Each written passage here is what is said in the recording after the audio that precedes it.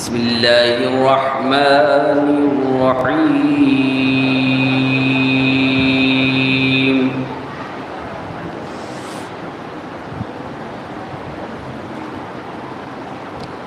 تبارك الذي بيده الملك وهو على كل شيء قدير.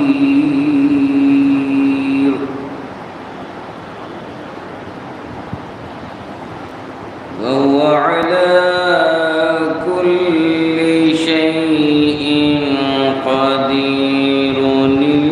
الذي خلق الموت والحياة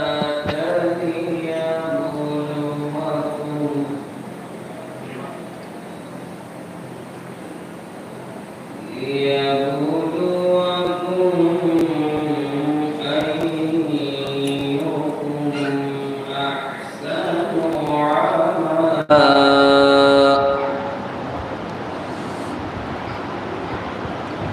وهو العزيز الغفور الذي خلق سبع سماوات طباقا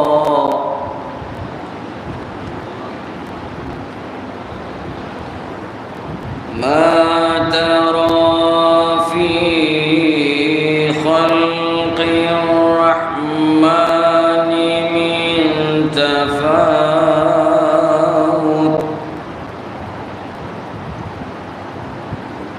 فارجع البصر هل ترى من فطور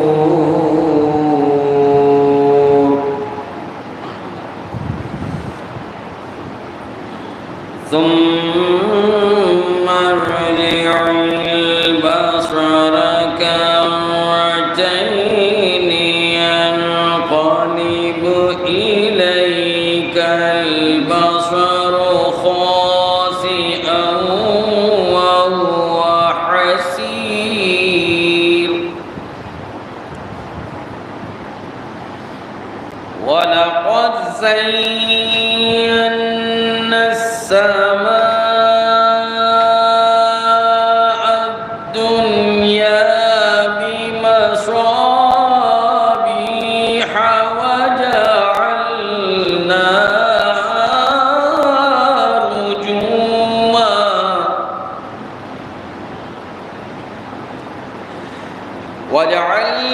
وجعلناها رجوما للشياطين وأعتدنا لهم عذاب السعير.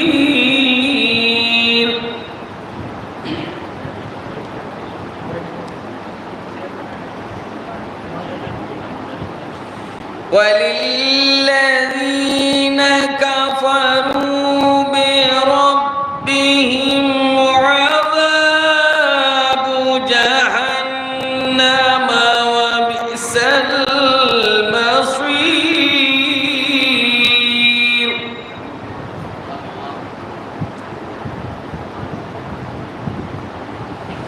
إذا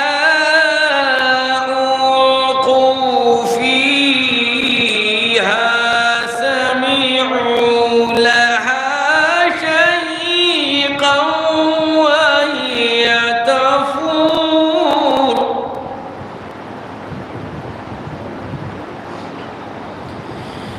تكاد تميز من الغيظ كلما ألقي فيها فوج سألهم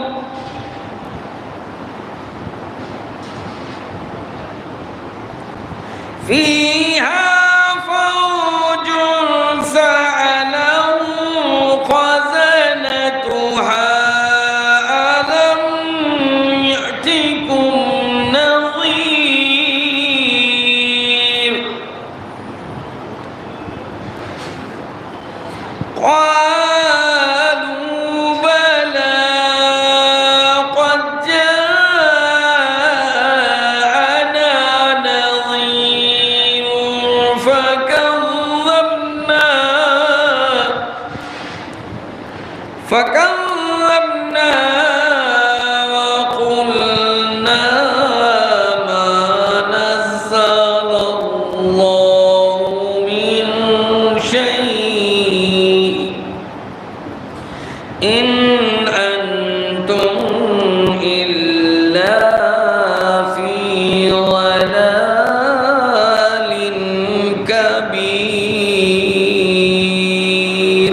صدق الله العلي العظيم.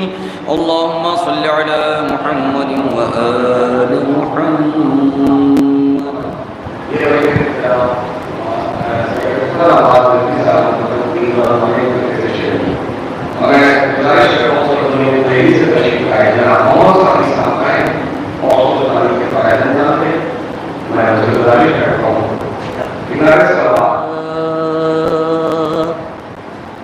نیزے میدان میں کھاتا ہے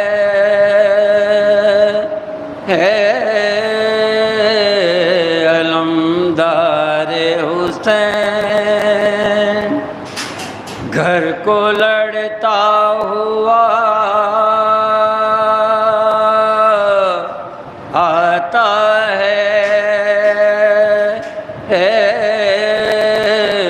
علمدار حسین، مشک پانی کی بچاتا ہے علمدار حسین، زخم سینے پا کھاتا ہے علمدار حسین، تیغ کھینچے ہوئے ہیں غول ستمگاروں کے، سائے میں چلا آتا ہے تلواروں کے، نیزے میدان میں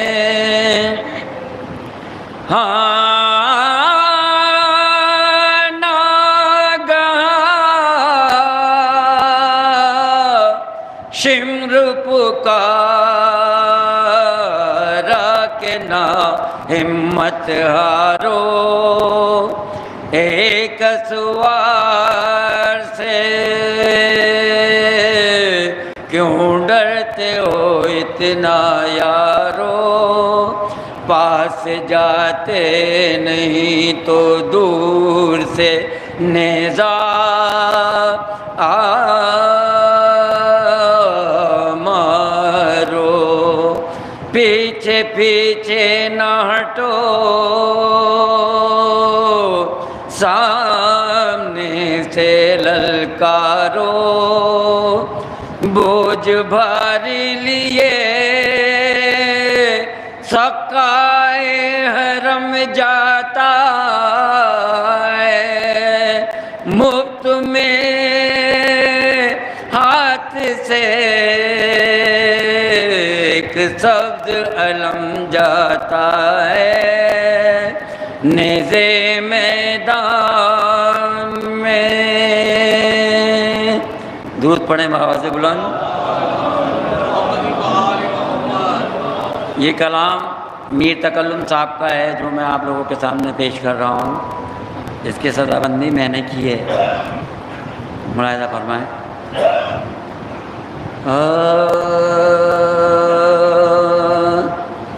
ایک ننھی سی لہد رن میں بناتے حسین، ایک ننھی سی لہد رن میں بناتے حسین، خاک میں دوسرے محسن کو چھپاتے حسین، ایک ننھی ڈالتے جاتے ہیں اصغر کے بدن پر مٹی ڈالتے جاتے اصغر کے بدن پر مٹی، اور خیموں کی طرف دیکھتے جاتے حسین اور خیموں، مرتے دم ننے سے ہاتھوں نے جسے تھاما تھا، اب وہ دامن علی اصغر سے چھڑاتے حسین، اب وہ دامن علی اصغر سے چھڑاتے حسین۔ لاش حر نے کہا رومال یہ دے دو جا کر، لاش حر نے کہا رومال یہ دے دو جا کر، زخم بے شیر کا ہاتھوں سے چھپاتے حسین، زخم بے شیر کا ہاتھوں سے چھپاتے حسین۔ ڈھونڈنے آئیں گے اس لاش کو نیزہ بردار، چھپ کے بانوں سے یہ زینب کو بتاتے حسین، چھپ کے بانوں سے یہ زینب کو بتاتے حسین۔ کہا صغرا نے کہ مر کر تو ملوں گی شے سے، کہا صغرا نے کہ مر کر تو ملوں گی شے سے، مجھ کو معلوم ہے ہر قبر میں آتے حسین، مجھ کو معلوم ہے۔ لاش عباس پا کہتی تھی یہ زہرا رو کر، اٹھو عباس تمہیں کب سے بلاتے حسین، اٹھو عباس۔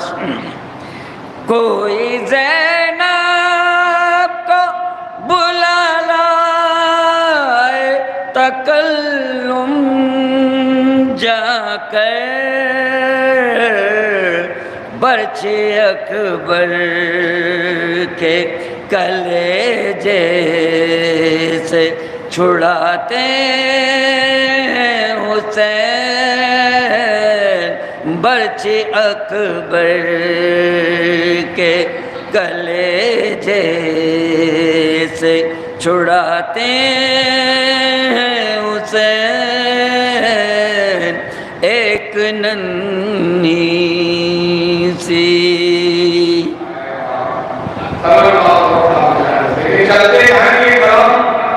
कामत भी बढ़ता जाएगा, एक करके करबला भी बढ़ता जाएगा, कि चलते जाएंगे कदम, कामत भी बढ़ता जाएगा, एक करके करबला फिर भी लिखा जाएगा, और बाबे जन्नत वाले 10 करके तेरी मगर, कि बाबे जन्नत वाले 10 करके तेरी मगर करबला से पूछ कर दरवाजा खुला जाएगा, करबला से पूछ कर दरवाजा खुला जाएगा, इन्हीं का दरवाजा खोल जाओ, अली सलाम रहीम है जरा जरा मतलब बात भी साहब की सुनके पूरे और जरा है आज मैं साहब के लिए अली सलाम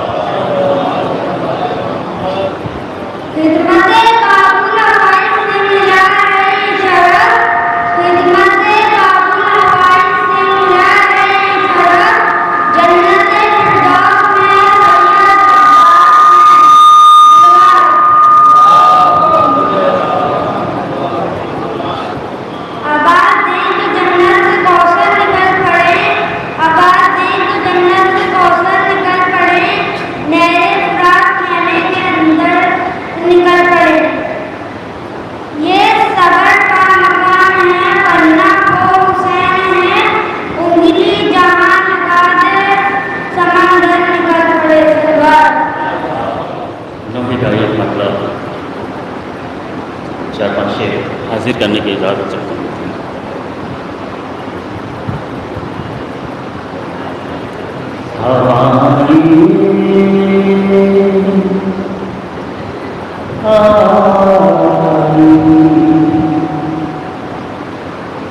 कि देर तक गिरियों मातम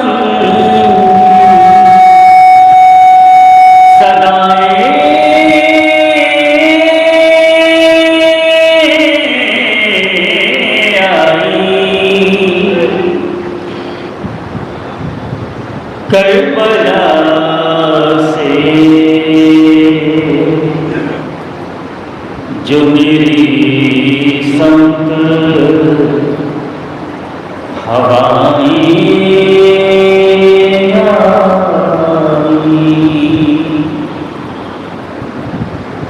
कि देर तक गिरिया मातम की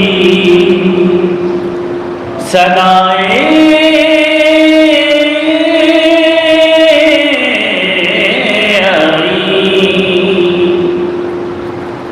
करबला से जो मेरी संत हवाएं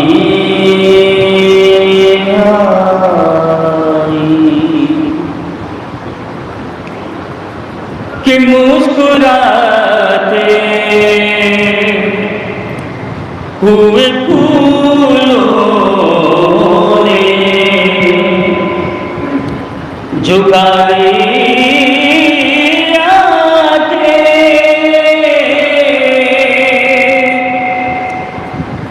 मुस्कुराते हुए फूलों ने झुका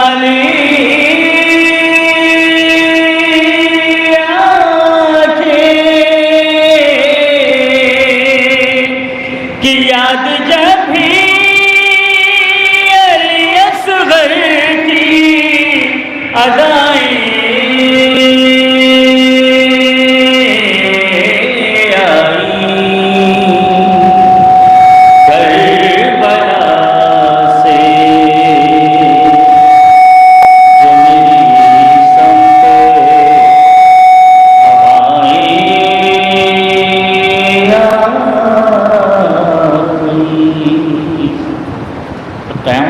दूसरा पेश करता हूँ। देखिए कि फूल महके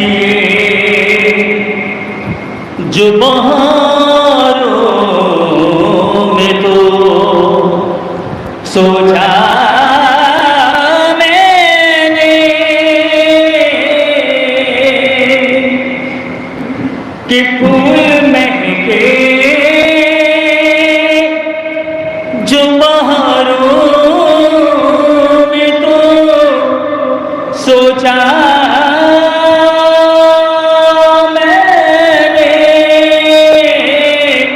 ان شہیدوں کے لیے سرخ ہوائیں آئی، کربلا سے جو میری سمت ہوائیں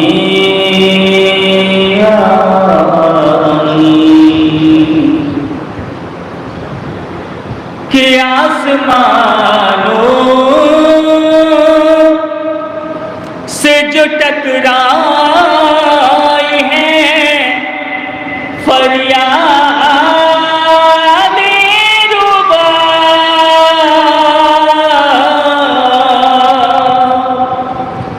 کہ آسمانوں سے جو ٹکرائی ہے فریاد ربا، قبر اصغر برسنے کو گھٹائیں آئیں، کربلا سے جو میری سمت ہوائیں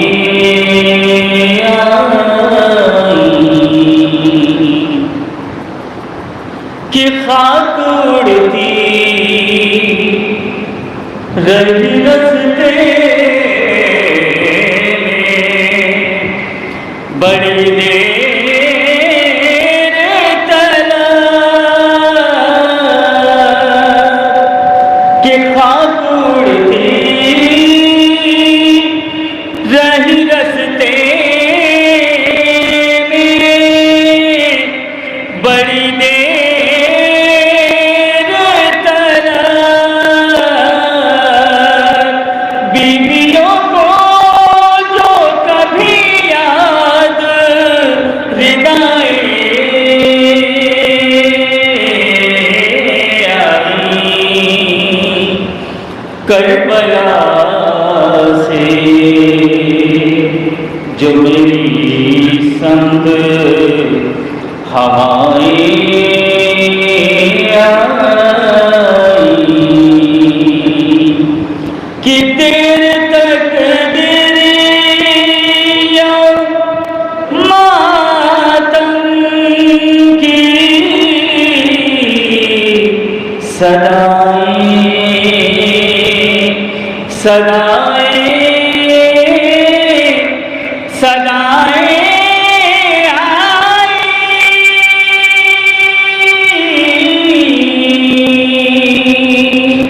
صدائیں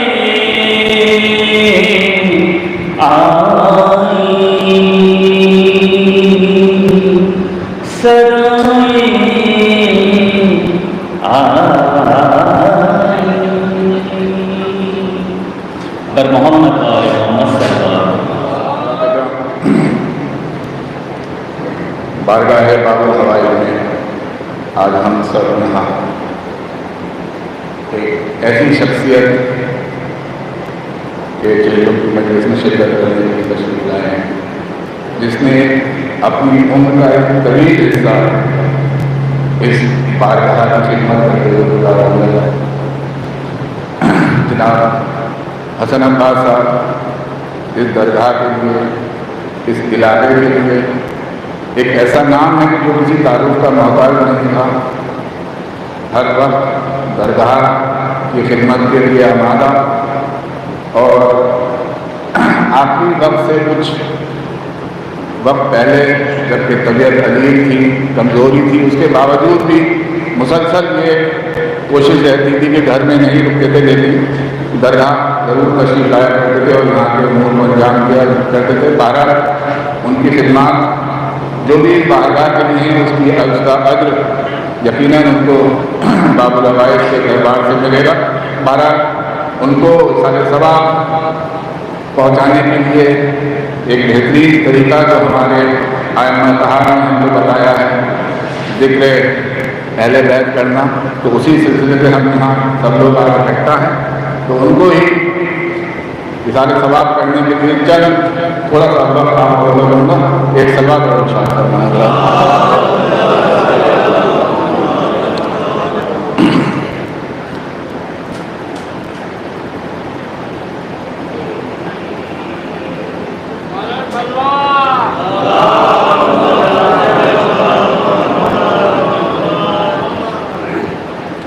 مسدس کے چلبند بہت جلدی حاضر کر دیتا ہوں، قبلہ تشریف لے آئے ہیں، آپ کو ان کا بیان سماعت کرنا ہے.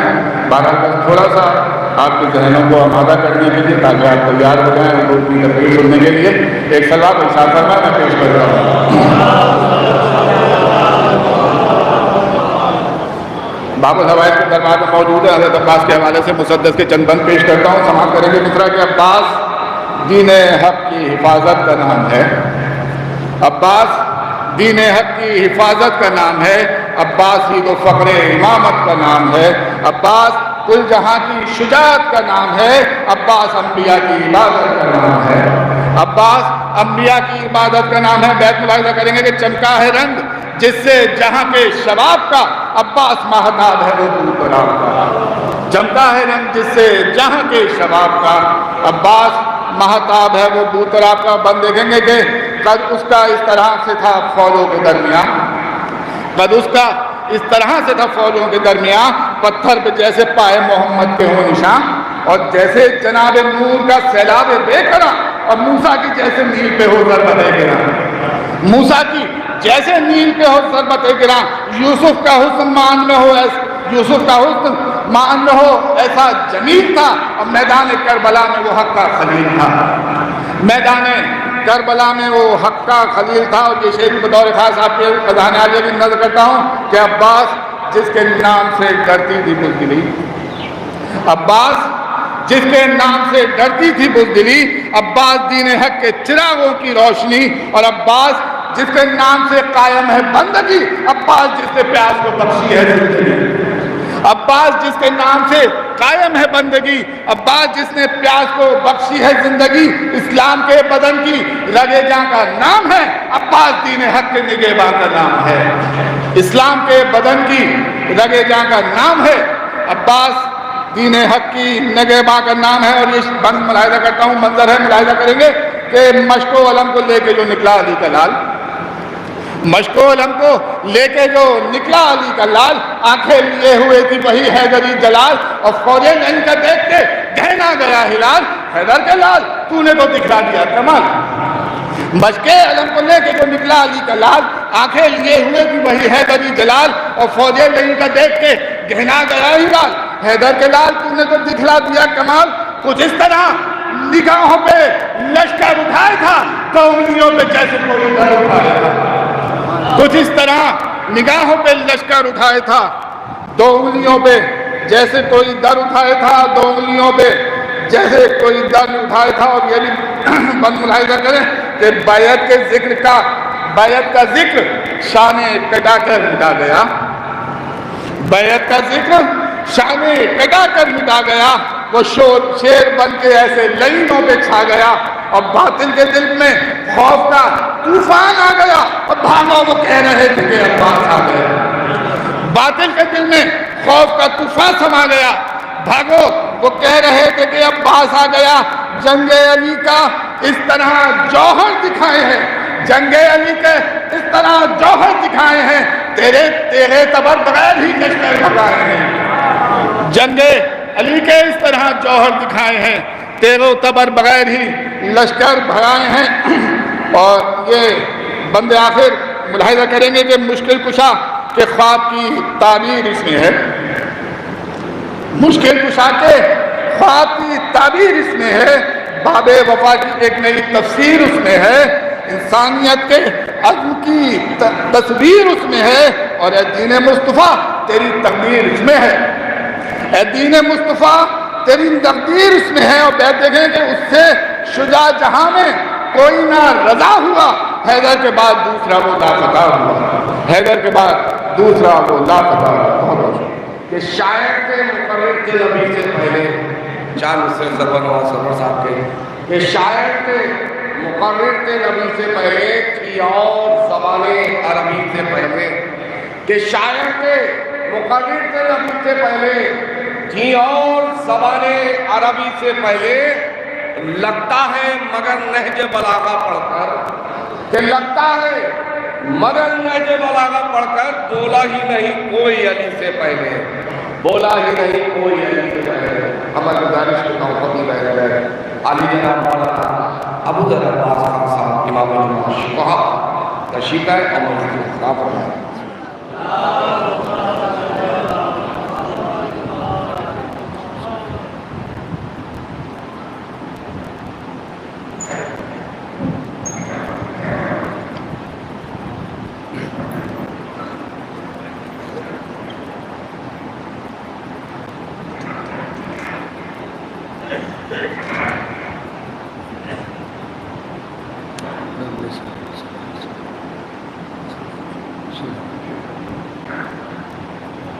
فاتحہ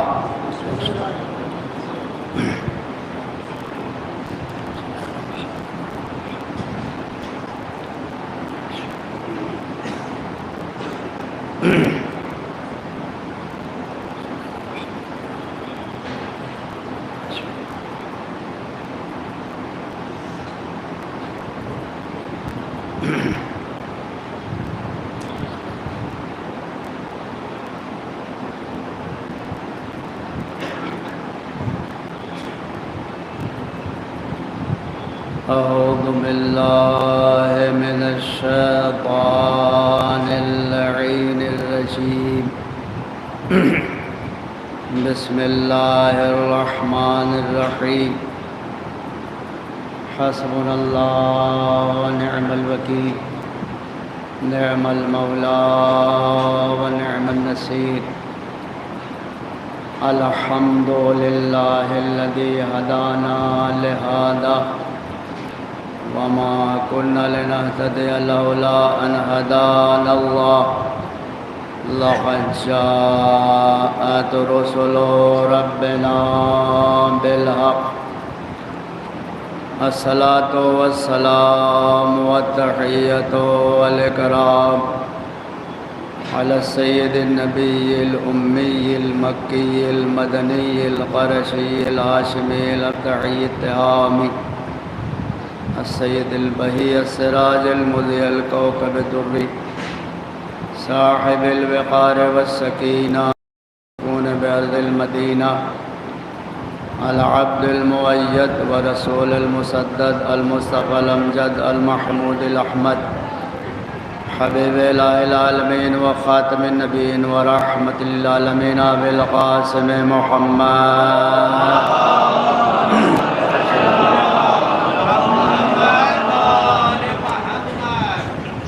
وآله الطيبين الطاهرين سيما على الوالي الولي سيد الرضي الإمام الوسيع الحاكم من السلجلي المدفون بأرض الغريب مظهر العجائب مظهر الغرائب مفرق الكتائب أسد الله الغالب غالب على كل غالب مولانا علي بن أبي طالب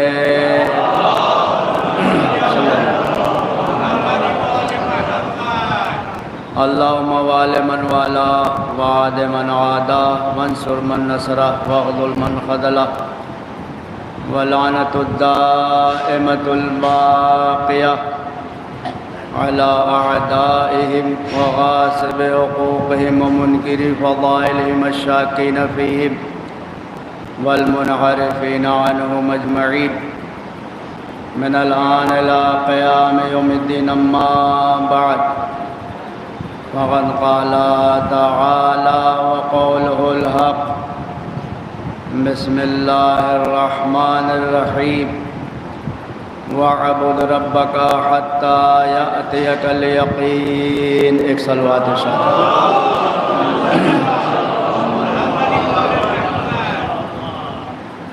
آپ حضرات التماس ہے ایک مرتبہ سورہ الحمد 3 مرتبہ سورہ اخلاص کی تلاوت فرما کر مرحوم و مغفور سید حسن عباس ابن سید محمد ارتضیٰ صاحب کی روح کو شاد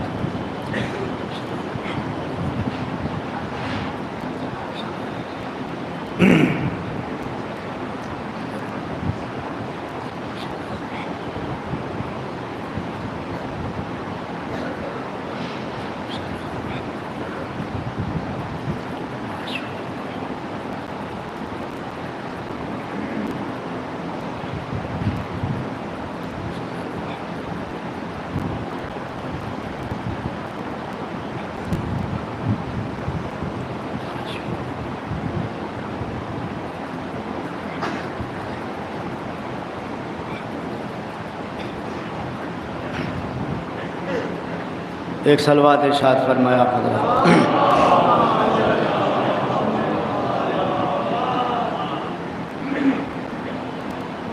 عزیزان گرامی، یقیناً جن مرحوم کی ایصال ثواب کی یہ مجلس ہے، تقریباً جو ہمارے سامنے مجمع ہے سبھی ان کو جانتے ہیں کہ الحمدللہ انہوں نے لگاتار تقریباً 25 سال تک اس درگاہ کی خدمت کی، اور الحمدللہ عباس علمدار کی بارگاہ میں انہوں نے زیادہ سے زیادہ ٹائم اپنا گزارا، ہمیشہ ان کے حاضری میں رہے،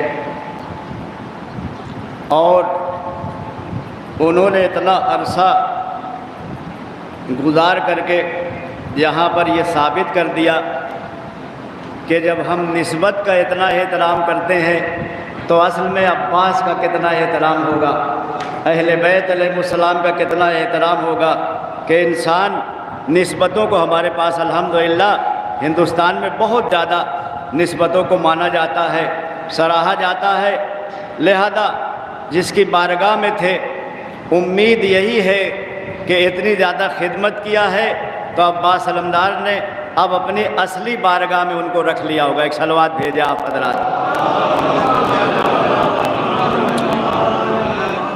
دیکھیے ہمارے علی گڑھ سے تشریف لائے ہوئے مولانا ذوالفقار صاحب پیچھے بیٹھے ہوئے ہیں، آگے ہیں سادے ڈریس میں، لیکن میں آپ کو پہچان رہا ہوں۔ ایک صلوات بھیجے آپ حضرات۔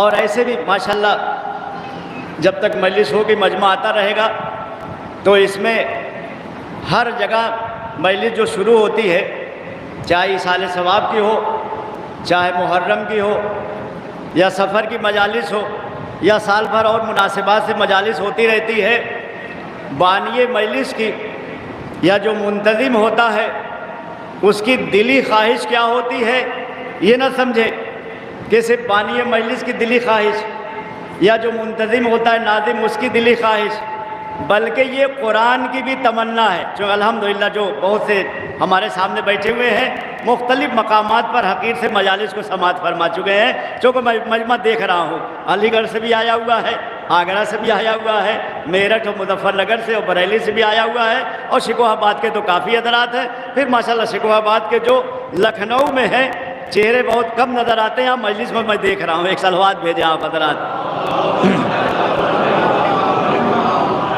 تو انشاءاللہ جو بھی بات ہوگی سب آیت کے ذریعے، روایت کے ذریعے، درایت کے ذریعے، چونکہ الحمدللہ جیسا کہ آج دنیا چاہتی ہے ہمارے پاس کوئی بھی بات ہوا میں نہیں ہونی چاہیے، ساری باتوں کو آیتاً، روایتاً، درایتاً، عقلاً، نقلاً، زبان، منطقتاً، فلسفتاً ہر اعتبار سے ثابت کرنا چاہیے، اور ماشاءاللہ سمجھدار مجمع ہے، لکھنؤ کا مجمع ہے، تو ہم ایک اشارہ کرتے، چونکہ بہت اعراض کیا جاتا ہے، اعتراض کرتے رہتے ہیں، ایراد کرتے رہتے، ابھی آپ دیکھیے 15-20 دن کے بعد جب محرم کی تیاری ہوگی تو نہ جانے کتنے برساتی میڈک اپنے اپنے گڑھوں سے دوبارہ نکل کر کے اوپر آ جائیں گے اور ہمارے اوپر بھونک۔ ایک صلوات بھیجیں آپ حضرات۔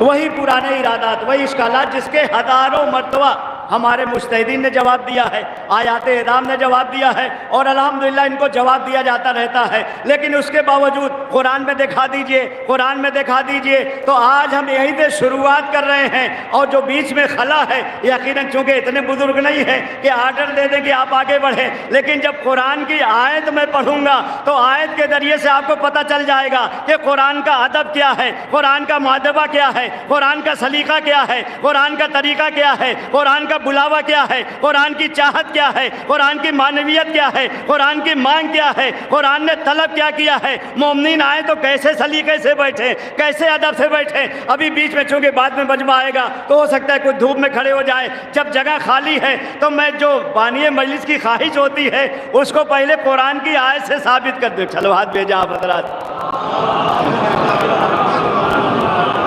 جو بھی بانی مجلس یا ناظم ہوتا ہے اس کی خواہش کیا ہوتی ہے کہ جو آئیں وہ سلیقے سے پہلے آگے بیٹھیں، پھر جو جگہ پیچھے ہے وہاں بیٹھیں، اس کے بعد جیسے جیسے جگہ ملتی چلی جائے ویسے بیٹھیں۔ لیکن یہاں عادت یہ ہے کہ آگے جہاں پر بھی ہو سکتا ہے بیٹھ جاتے ہیں، بیچ میں جگہ رہ جاتی ہے۔ اب قرآن مجید کے ذریعے سے کہ یہاں پر آنے کا ادب کیا ہے، یہاں پر آنے کا سلیقہ کیا ہے، قرآن کیا کہتا ہے؟ یا ایھا الذین آمنوا اذا قیل لکم تفسحوا فی المجالس فافسحوا یفسح اللہ لکم۔ اے ایمان لانے والو، جب تم کو مجلسوں میں کہا جائے کہ تھوڑا آگے بڑھاؤ تو آگے بڑھانا، اللہ تمہارے گھروں میں برکت نازل کرے گا تمہاری۔ اب تو سن کر کے آگے بڑھائیے، اب تو تھوڑا آگے بڑھے۔ ایک صلوات بھیجا آپ حضرات۔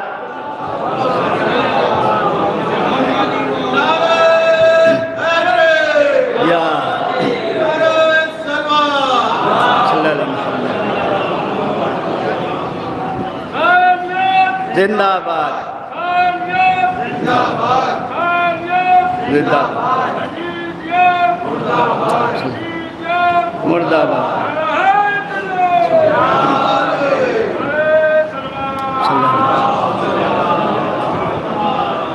یقیناً آپ عامل قرآن ہے، قرآن پر اچھا ماشاءاللہ اس میں لطف کی جو بات ہے، مزے کی بات ہے، چونکہ قرآن کا کیا ذائقہ ہے، اور قرآن کا اگر ذائقہ مل رہا ہے تو سمجھ جائیے کہ آپ اللہ کے محبوب ہیں۔ اس لیے کہ اللہ کے محبوب کی علامت یہی ہے کہ قرآن پڑھے تو اس میں ذائقہ ملے، درگاہ میں آئے تو اس میں ذائقہ ملے، نماز میں رہے تو اس میں لذت ملے۔ اگر لذت مل رہی ہے، آپ اللہ والے ہیں، آپ عباس والے ہیں، آپ اہل بیت والے ہیں۔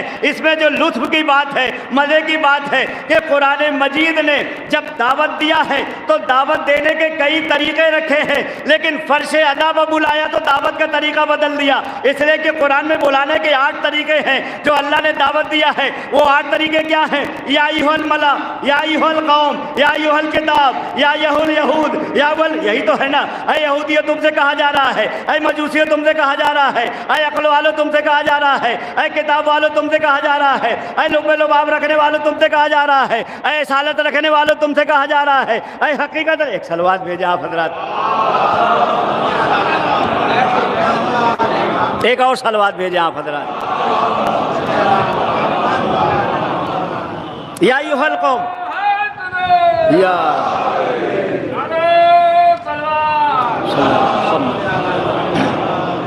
یا ایھا القوم، اے قوم والو تم سے کہا جا رہا ہے، اے کتاب والو تم سے کہا جا رہا ہے۔ لیکن جب مجلس میں بیٹھنے کا ادب سکھایا کہ مجلس میں آ کے کیسے بیٹھیں، یہاں کا ادب کیا ہے، یہاں کا طریقہ کیا ہے، تو سارے جملے بدل کر کے کیا جملہ رکھا؟ یا ایھا الذین آمنوا، اے ایمان لانے والو، جب تم سے کہا جائے کہ مجالس میں کیسے بیٹھنا ہے ایسے آ کر کے بیٹھو۔ پروردگارہ اور کوئی جملہ کیوں نہیں رکھا؟ ایمانداروں سے کیوں خطاب کیا؟ ہو سکتا ہے جواب آئے، جو ایمان والا ہوگا وہی تو بیٹھے گا، بے ایمان تو باہر سے کہے گا یہ کفر ہو رہا ہے، یہ الحاد ہو رہا ہے، یہ شرک ہو رہا ہے۔ ایمان والا آ کر کے بیٹھے گا۔ ایک صلوات بھیجا آپ حضرات۔ اور الحمدللہ ہمارے پاس جو آداب میں یہ سکھایا جاتا ہے، یہ بتایا جاتا ہے، ایسا نہیں ہے کہ صرف وہ جملے ہیں ذاکرین کے، نہیں، ایک ایک بات کو قرآن مجید میں رکھا گیا ہے، ایک ایک بات کو سمجھایا گیا۔ صرف ہم کو اس میں غور کرنے کی ضرورت ہے، صرف ہم کو فکر کرنے کی ضرورت ہے۔ اور مزے کی بات یہ ہے کہ جس پر قرآن نے بہت زیادہ زور دیا ہے اس پر کام نہیں ہو رہا ہے، جس پر ایک آیت بھی نہیں آئی ہے اس پر لاکھوں لوگ کام پر لگے ہوئے ہیں۔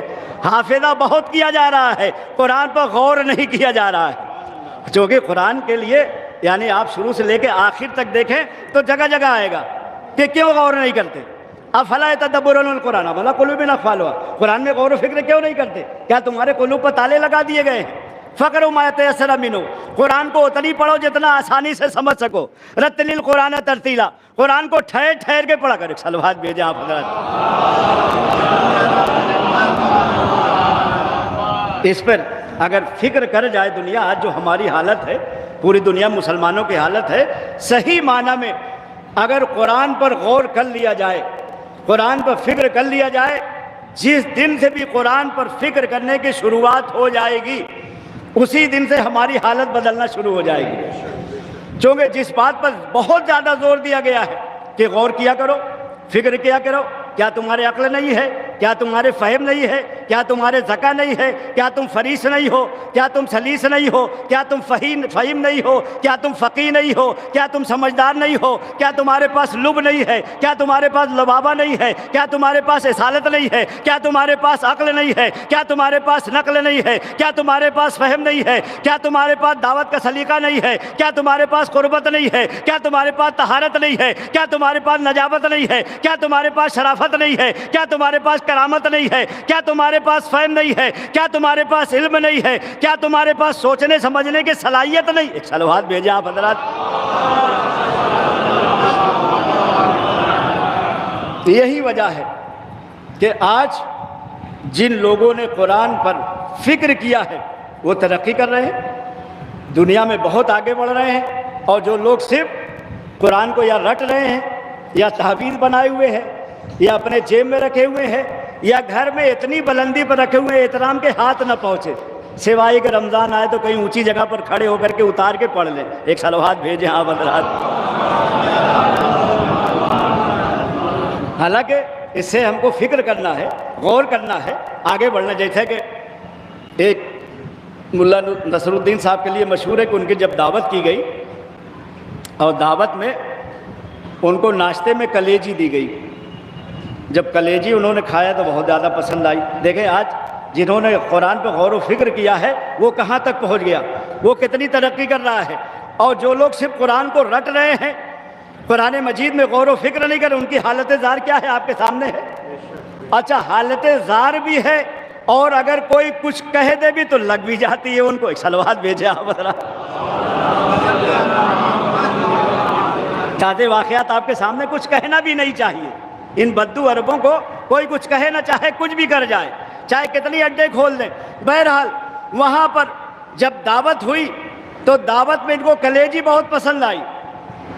جیسے ہی کلیجی پسند آئی کہا دیکھو بار بار تو آپ دعوت کرو گے نہیں، لہذا قلم و دعوات ہم نکالے دیتے ہیں، اس سے آپ ایک نسخہ لکھ دیجئے تاکہ ہم جائیں کلیجی خرید کر کے اپنے گھر میں بنا لیں، اور نسخہ رہے گا تو دیکھ دیکھ کر کے ہم ایسے ہی بنا لیں گے، دعوت ہو یا نہ ہو۔ بہرحال ملا نصر الدین صاحب کو پورا سب لکھ کر کے دے دیا، کلیجی ایسے بنتی ہے۔ گئے قصابی کے ہاں، وہاں سے آدھا کلو کلیجی خریدا اور لے کر کے بڑے فخر سے چل رہے تھے، سائیکل پر ٹانگے ہوئے تھے کہ اب کوئی دعوت دے یا نہ دے، اب تو ہم چل کے اپنے گھر میں کلیجی بنائیں گے اور کھا لیں گے۔ اتنے میں ایک چیل آئی اور کلیجی لے اڑی۔ جب کلیجی لے اڑی تو اس سے کہتے کلیجی تو لے جا رہے، نسخہ ہمارے جیب میں ہے۔ آج کا مسلمان بھی یہی کہہ رہا ہے کہ قرآن ہمارے جیب میں، ترقی انگریز کر رہے ہیں، ترقی جاپان کر رہا ہے، ترقی امریکہ، قرآن ہمارے جیب میں ہے۔ قرآن اب اس سے زیادہ میں مثال دے نہیں سکتا۔ ایک صلوات بھیجیں آپ حضرات۔ اللہ دیکھیے، چونکہ اشارے ثواب کی مجلس ہے، بہانے بچوں کے ہمارے پاس الحمدللہ کوئی چیز ہوا میں نہیں ہے، ہر بات کو قرآن کی آیت سے ثابت کیا جاتا ہے۔ اتفاق سے بحث یہیں سے شروع ہو رہی ہے تو دو چار آیات کی طرف جلدی جلدی، اور اس کو یاد رکھیں کہ ہمارے پاس جو چیز بھی ہے، چاہے جلوس ہو، چاہے مجلس ہو، چاہے علم ہو، چاہے تعزیہ ہو، چاہے ہماری یہ درگاہیں ہو، ہر بات کو قرآن مجید میں درج کیا گیا ہے۔ صرف صلاحیت کی ضرورت ہے، فکر کی ضرورت ہے، غور طلب بات ہے۔ ہم جتنا فکر کرتے چلے جائیں گے اتنی زیادہ معلومات ہمارے ذہن میں آتی چلی جائے گی۔ کوئی بھی بات ہم ممبر سے ہوا میں نہیں کرتے، یہاں تک کہ ہمارے پاس الحمدللہ اتنی دقت نظری ہے آپ کی دعا سے ماشاءاللہ۔ حیدرآباد دکن بہت آنا جانا ہوتا ہے، حیدرآباد دکن ہم گئے، وہاں پر جانے کے بعد ہمارے ہاتھ ایک کتاب لگی، آپ دیکھیے ماشاءاللہ کتنا کام ہوا ہے، اور ہندوستان میں بالخصوص لکھنؤ میں اتنا کام ہوا ہے تعزیہ داری اور مجلس و جلوس اور امامت و ولایت پر کہ باقاعدہ ایران عراق کے مجتہدین غبطہ کرتے ہیں آپ پر۔ ایک صلوات بھیجیں آپ حضرات۔ ہم نے خود بیانات وہاں ایران میں سنے ہیں کہ یہاں سے جب انٹرویو یا یہاں پر دورہ کر کے گئے بڑے بڑے آیت اللہ لوگ، تو انہوں نے جا کر کے اقرار کیا ہے کہ ولایت پر کام اگر دیکھنا ہے تو انڈیا چلے جاؤ، امامت پر اگر صحیح معنی میں کام ہوا ہے تو ہندوستان میں جا کر کے دیکھ لو۔ تو ایک ایک بات پر کتابیں لکھی گئی، یہاں تک کہ جو کتاب میرے ہاتھ لگی اس میں ایک انگریز عورت نے ذوالجناح پر بحث کیا ہے۔ اللہ اکبر، دیکھیے میں جتنا جملہ کہہ رہا ہوں بس اتنا ہی ذمہ دار ہوں، آپ اگر کچھ آگے سمجھ جائیں تو یہ آپ کا کام ہے، میں تو اشارہ کر کے آگے بڑھ جاؤں گا۔ ایک کتاب ہاتھ لگی جس میں لفظ ذوالجناح پر اس عورت نے، جرمن کی عورت نے 1000 صفحے پر مشتمل صرف مولا حسین کے ذوالجناح پر بحث کیا ہے کہ ذوالجناح کیسا تھا، یہ گھوڑا کیسے آیا تھا، اور ساری باتوں کو کرتے ہوئے آخر میں اس نے ثابت کیا کہ جو ذوالجناح کا گھوڑا آیا تھا رسول اللہ کی بارگاہ میں، اس کا شجرہ جا کے ملتا ہے جناب سلیمان کے استبل سے۔ اب دنیا ہم پر اعتراض نہ کرے، ماشاءاللہ ابھی پیچھے کا مجمع خاموش بیٹھا ہے، آگے والے ایک دم بیداری سن رہے ہیں، ہم پر دنیا اعتراض نہ کرے کہ صاحب انہوں نے ذوالجناح بنا لیا، یہ ذوالجناح نکالتے ہیں۔ اس عورت نے ثابت کیا کہ اس ذوالجناح کا شجرہ جا کر کے ملتا ہے جناب سلیمان کے استبل سے۔ اب ہم دنیا والوں سے کہیں گے ہم ایک گھوڑا بھی مانتے ہیں تو اس کی اصل موجود ہے، تم نے خلیفہ بنا لیا، نہ باپ کا پتہ ہے، نہ دادا کا پتہ ہے، نہ کنبے کا، نہ خاندان کا۔ ایک صلوات بھیجیں آپ حضرات۔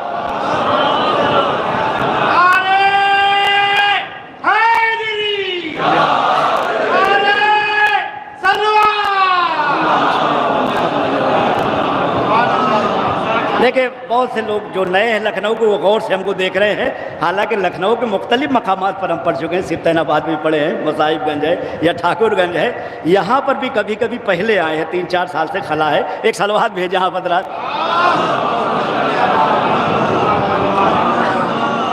لہذا دنیا ہم پر اعتراض نہ، پہلے اپنے آپ کو دیکھے کہ اب ایک گھوڑا بھی مانتے تو غیر عورت ہے، انگریز عورت ہے، اس نے کہہ دیا کہ اس کا شجرہ جا کر کے وہاں سے ملتا ہے جناب سلیمان کے استبل سے، تو ہم نے ایک گھوڑا بھی مانا تو اس کی اصل موجود ہے، اس کی نسل موجود ہے، اس کا شجرہ موجود ہے، اس کا حسب نسب موجود ہے، اور تم نے خلیفہ بنا۔ تو خلیفہ بھی جو میں نے کہا تو آپ بہت پرانی بات پر نہیں لے جائیے، ابھی جو ایک خلیفہ بغدادی کو بنایا گیا تھا، اب بحث ہو رہی کہ یہودی تھا یا عیسائی تھا۔ ایک صلوات بھیجیں آپ حضرات۔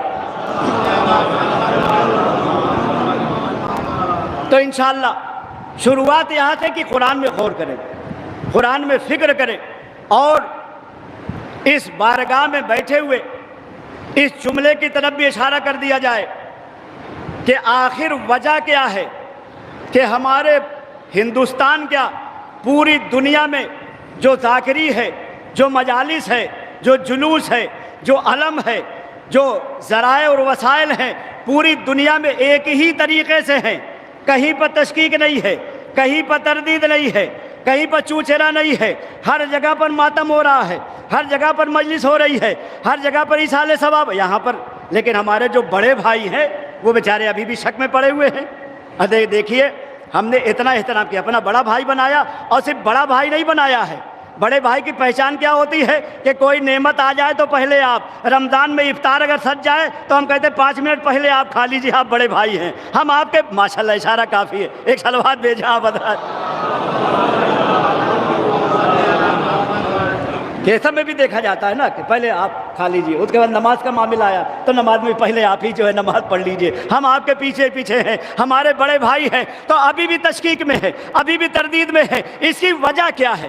ریزن، سبب کیا ہے کہ پوری دنیا میں ہمارا آیت اللہ بھی ہے، اسی راستے پر چل رہا ہے، مجتہد ہے، اسی راستے پر چل رہا ہے، عالم دورہ ہے، اسی راستے پر چل رہا ہے، عالم ہے، اسی راستے پر چل رہا ہے، فقیہ ہے، اسی راستے پر چل رہا ہے، مجتہد ہے، عالم دین ہے، جو بھی ذاکر و خطیب ہے، ہر جگہ پر ایک ہی پیٹرن ہے، ایک ہی راستہ ہے، ایک ہی طریقہ ہے، لیکن جگہ جگہ آپ چلے جائیے پوری دنیا میں، کہیں علم پر شک ہے، کہیں تعدیہ پر شک ہے، کہیں جلود پر شک ہے، کہیں مجلس پر شک ہے، کہیں ماتم پر شک ہے، کہیں آہو بکا پر شک ہے، کہیں فرش ادا پر، جگہ جگہ شک کیوں ہے؟ ہمارے پاس قرآن مجید پہ اتنا زیادہ غور کیا جاتا ہے، اور کیوں غور کیا جاتا ہے؟ چونکہ قرآن نے کہا رتل القرآن ترتیلا، قرآن کو ٹھہر ٹھہر کے پڑھو، الحمدللہ یہاں ٹھہر ٹھہر کے پڑھا جاتا ہے، اور میں چیلنج کر کے جا رہا ہوں کہ ہمارے پاس قرآن مجید پر اتنا زیادہ غور و فکر کیا گیا ہے کہ ساری دنیا میں جتنی تفسیر ہمارے مجتہدین نے کی ہے ہمارے غیروں نے نہیں کی. ایک صلوات بھیجے ہاں حضرات.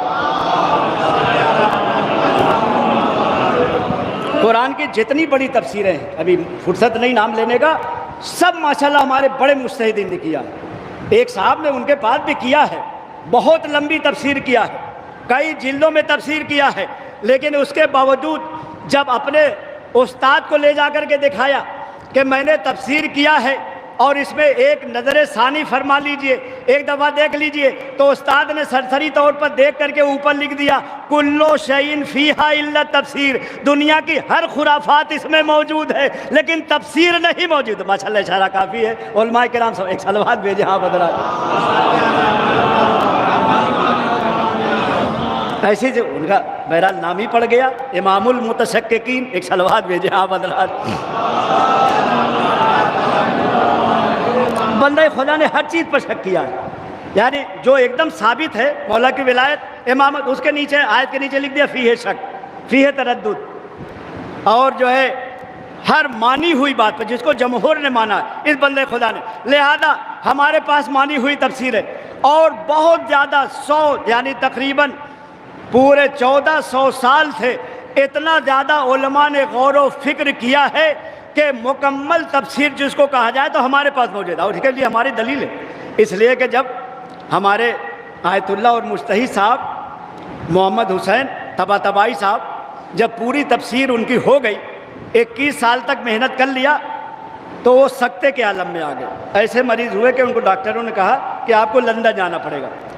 لندن جب علاج کرانے کے لیے وہ گئے تو جو عیسائی ڈاکٹر تھا اس نے ان کا دماغ کھولا, اور دماغ کھولنے کے بعد کبھی کھڑا ہوتا ہے کبھی بیٹھ جاتا ہے. او مائی گاڈ, او مائی گاڈ. پوچھنے والے نے پوچھا کہ تم تو ہمیشہ آپریشن کرتے ہو اور دماغ کا آپریشن صبح سے لے کے رات تک نہ جانے 5 یا 6 کر ڈالتے ہو, یہ پہلی دفعہ کبھی اٹھ رہے ہو کبھی بیٹھ رہے ہو؟ اس نے کہا ابھی تک جتنا بھی میں نے دماغ کھولا ہے اس کی رگیں دیکھی ہے تو کسی نے 7% استعمال کیا ہے, کسی نے 4%. یہ ایران کا ایسا عالم دین ہے کہ پورے دماغ سے اس نے کام لیا ہے, اس کی ساری رگیں سرخ ہو گئی. ایک صلوات بھیجیں آپ حضرات.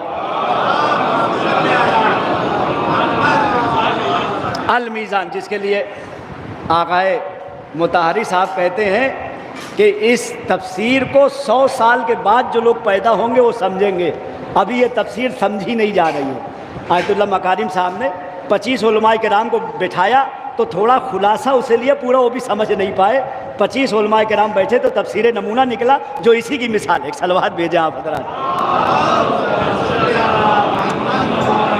دیکھیں انشاءاللہ بات کو واضح کرنے کے لیے مثال دے دے تاکہ بات اور واضح ہو جائے کہ آخر وجہ کیا ہے کہ ہمارے پاس الحمدللہ ہر بات, کہیں پر بھی شک نہیں ہے, کہیں پر بھی تردید نہیں ہے. ہر جگہ پر پوری دنیا میں حسین حسین ہو رہا ہے. ہمارا مجتہد بھی کر رہا ہے, ہمارا آیت اللہ بھی کر رہا ہے, ہمارے صغار و کبار بھی کر رہے ہیں. کہیں شک نہیں ہے. نظر ہو رہی ہے تو ہر جگہ ہو رہی ہے, نیاز ہے تو ہر جگہ پر ہے, حاضری ہے تو ہر جگہ پر ہے, بارگاہیں ہیں تو ہر جگہ پر ہے, مجالس ہے. لیکن ان کے ہر گاؤں میں پتہ چلا کہ ایک ٹولہ نکلا, سعودی سے تھوڑا سا پیسہ آ گیا, بہک گئے, پیسہ بند ہو گیا, پھر آنے لگے نظر نیاز میں.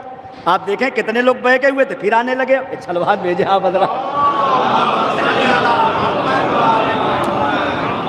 تو ہمارے پاس آخر وجہ کیا ہے اس کی میں مثال دے دوں تاکہ بات واضح ہو جائے کہ قرآن مجید نے کہا ہے کہ قرآن ٹھہر ٹھہر کے پڑھو, قرآن سوچ کے پڑھو, قرآن سمجھ کے پڑھو. جتنا ٹھہر ٹھہر کے پڑھتے جاؤ گے اتنی ہی ہر بات سمجھ میں آتی چلی جائے گی. لہذا ہمارے پاس جو تشکیک نہیں ہے, تردید نہیں ہے, اس کی مثال ایسا ہی ہے کہ دیکھیے قرآن پڑھنے کا کئی طریقہ ہے اور سفر کرنے کا بھی کئی طریقہ ہے. مثلا کچھ لوگ سفر کرتے ہیں راجدھانی سے, کچھ لوگ پلین سے, کچھ لوگ شتابدی سے. اب جو لوگ پلین سے سفر کرتے ہیں اگر وہ بامبے سے اڑیں تو بامبے سے اڑنے سے پہلے سمجھ میں آئے گا کہ ہاں اتنا بڑا لہراتا ہوا سمندر ہے جو دکھائی دے رہا ہے, 75-72 منزلہ بلڈنگیں نیچے سب دکھائی دے رہی تھی. لیکن جب پلین سوراخ سے اڑنے لگتا ہے تو اب بلڈنگیں پتہ چلتی ہیں کہ جو اینٹ رکھی ہوئی ہے, اتنا بڑا سمندر پتہ چلتا ہے, پتلی سی نالی بہ رہی ہے. اچھا آپ اگر کیا نام ہے راجدھانی سے سفر کریں تو راجدھانی سے سفر کرنے میں لکھنؤ تو ماشاءاللہ بڑا اسٹیشن ہے, لیکن لکھنؤ سے آپ دہلی جائیں تو پتہ چلا لکھنؤ کے بعد اب یہ کہاں پر ٹرین رکے گی، اگر رکی تو کانپور، ورنہ ایک دم علی گڑھ میں جا کر کے رکے گی، آگرہ میں جا کر کے رکے گی۔ تو اب بیچ کے جو اسٹیشن ہیں آپ کے کیوں سمجھ میں نہیں آ رہے ہیں؟ 140 پر چلنے والی ٹرین اگر آپ نے یہ سمجھ بھی لیا کسی اسٹیشن سے گزر رہے ہیں، ادھر نظر جمائیں گے پڑھ لیں، اتنے میں 1 سیکنڈ میں آگے بڑھ گئی، آپ پڑھ نہیں پائیں گے، چونکہ سرعت اتنی زیادہ ہے، اتنی تیزی سے چل رہی ہے۔ شتابدی میں چل رہے ہیں تو 115-20 پر چل رہی ہے، اس میں بھی سمجھ میں نہیں آتا۔ لیکن جو لوگ تاج محل پیدل جاتے ہیں دیکھنے، اگر انگریز ہے، آپ لوگ جائیں گے تو 1 گھنٹے میں انڈین ہے، لیکن انگریز 6-6 گھنٹہ لگاتا ہے، 8-8 گھنٹہ لگاتا ہے۔ اسے پوچھے اتنا ٹائم کیوں دے رہے؟ کہا صاحب ایک ایک دروازہ ہم لکھ کے لے جاتے ہیں، یہاں سورہ یاسین ہے، یہاں سورہ رحمان ہے، یہاں بڑا گیٹ ہے، یہاں چھوٹا گیٹ ہے، یہاں مقبرہ ہے، یہاں جامع مسجد ہے، چونکہ ہم پیدل چل کے ایک ایک چیز کو دیکھ کر کے جا کے بتائیں گے۔ لیکن جو سرسری دیکھتے ہیں وہ تاج محل تو بتا دیں گے، اندر کیا کیا چیزیں نہیں بتا پائیں گے۔ تو یاد رکھیں، جہاں قرآن کو ٹھہر ٹھہر کے پڑھا جا رہا ہے وہاں تعزیہ بھی ہے، جلوس بھی ہے، مجلس بھی ہے، ماتم بھی ہے، عزاداری بھی ہے، علم بھی ہے۔ جہاں بڑی تیزی سے پڑھا جا رہا ہے، بسم اللہ پڑھ گئے، بے کا نقطہ سمجھ میں نہیں آیا، اہدنا الصراط المستقیم پڑھ گئے، سیدھا راستہ سمجھ میں نہیں۔ ایک صلوات بھیجا حضرات۔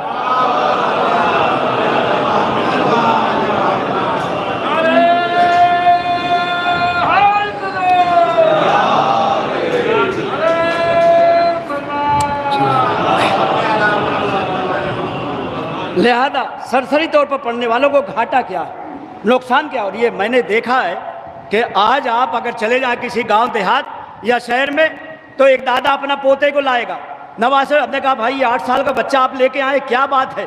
ارے حضور کیا ہمارا یہ پوتا ہے 8 منٹ میں پارا پڑھ جاتا ہے۔ آپ دیکھیں جب کھڑے ہو کر کے پڑھنا شروع کر دیتے ہیں، اگر کوئی پیچھے سے لقمہ دے دے تو بھول جاتے ہیں۔ ایک صلوات بھیجے آپ حضرات۔ اتنی سرعت ہوتی ہے، چونکہ پتہ چلا یہاں 10 دن پڑھنا ہے، پھر آگے جا کے پھر 10 دن پڑھنا ہے، یہاں 1 لاکھ لے لیا، آگے جا کے 1 لاکھ لے لیا، کہیں 50,000 لے لیا، اس طرح سے 2-3 جگہ سیٹنگ رہتی ہے، تو ان کو 8-9 منٹ میں ایک پارا پڑھنا ہی ہے۔ لہذا تعریف کرتے ہیں، ارے صاحب یہ میرا بھتیجا ہے، یہ میرا نواسا ہے، یہ میرا پوتا 8 منٹ میں ایک پارا۔ ماشاءاللہ آپ بھی مولانا، ہم بھی ایران سے پڑھنے کے بعد 13 سال ایران پڑھنے کے بعد ابھی بھی قرآن لے کے بیٹھتے ہیں تو ممبر سے میں عرض کر رہا ہوں، کبھی بھی ایک پارا پڑھنے میں 50 منٹ سے کم نہیں لگتا۔ ایک گاؤں دیہات کا بچہ 8 منٹ میں پڑھ جائے اور ہم لوگ امامہ لگا کے آئے 50 منٹ کیوں؟ اس لیے کہ غور کرنے کا حکم ہے۔ اور یہ جو جلدی پڑھایا نہیں جا رہا ہے، یہ سیاست ہے کہ قرآن کو رٹ کے ایسے ہی جلدی پڑھ دو، ورنہ جب غور کرنے لگو گے درگاہیں سمجھ میں آئے گی، بارگاہیں سمجھ میں آئے گی، محرم سمجھ میں آ جائے۔ ایک صلوات بھیجا آپ حضرات۔ یہی وجہ ہے کہ جو ان کے سمجھ میں نہیں آیا، اور الحمدللہ جہاں سمجھ میں آ رہا ہے وہاں بڑی تیزی سے تیسرا کلمہ پڑھنے میں دیری نہیں ہو رہی ہے۔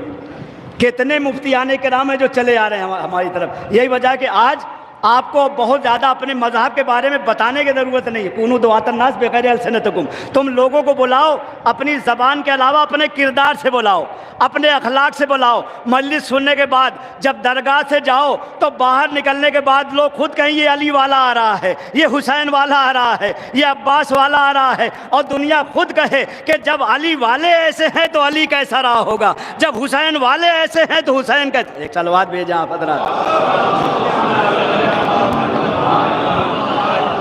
آج اتنا زیادہ ایران نے ہم کو پہچانوا دیا کہ ساری دنیا میں ہم کو جانا جاتا ہے، ساری دنیا میں ہم کو پہچان۔ ماشاءاللہ انشاءاللہ ثواب کی مجلس ہے، اس بات کی طرف بھی اشارہ کر دیں، یہ بار بار جو آپ کو بلایا جاتا ہے مجلسوں میں اپنی پرانی پہچان بنانے کے لیے، اس لیے تھوڑا سا ہم پہچان سے ہٹ گئے ہیں، تھوڑا سا اس راستے سے ہٹے ہوئے ہیں، بار بار دعوت دی جا رہی ہے، بار بار بولا، چونکہ اصحال ثواب کی مجلس ہے لہذا ابھی میں تمہید سے گزر رہا ہوں کہ بار بار کیوں بٹھایا جاتا ہے، کیوں بلایا جاتا ہے۔ یہ بھی قرآن سے ثابت ہے، یہ بھی انبیاء کرام سے ثابت ہے کہ یہاں بار بار بلا کر کے آپ کو کیا سمجھایا جا رہا ہے، آپ کو کیا بتایا جا رہا ہے۔ ایک تو ہم اپنی پرانی پہچان پر آنا چاہتے ہیں، اور اس پر کافی دلیل، چونکہ آج ہماری پہچان ہے، آج پوری دنیا میں ہم کہیں بھی چلے جائیں اب چھپنے والے نہیں ہیں۔ اسی وجہ سے آپ دیکھیے تقریباً 26 لاکھ لوگوں میں سے 13 لاکھ کا مجمع آ چکا تھا، ایک ایرانی عالم دین کو گرفتار کیا، اتنے لوگ نہ جانے کیا کیا بولے۔ ہماری پہچان ہو گئی ہے، ہم کو دیکھا جا رہا ہے،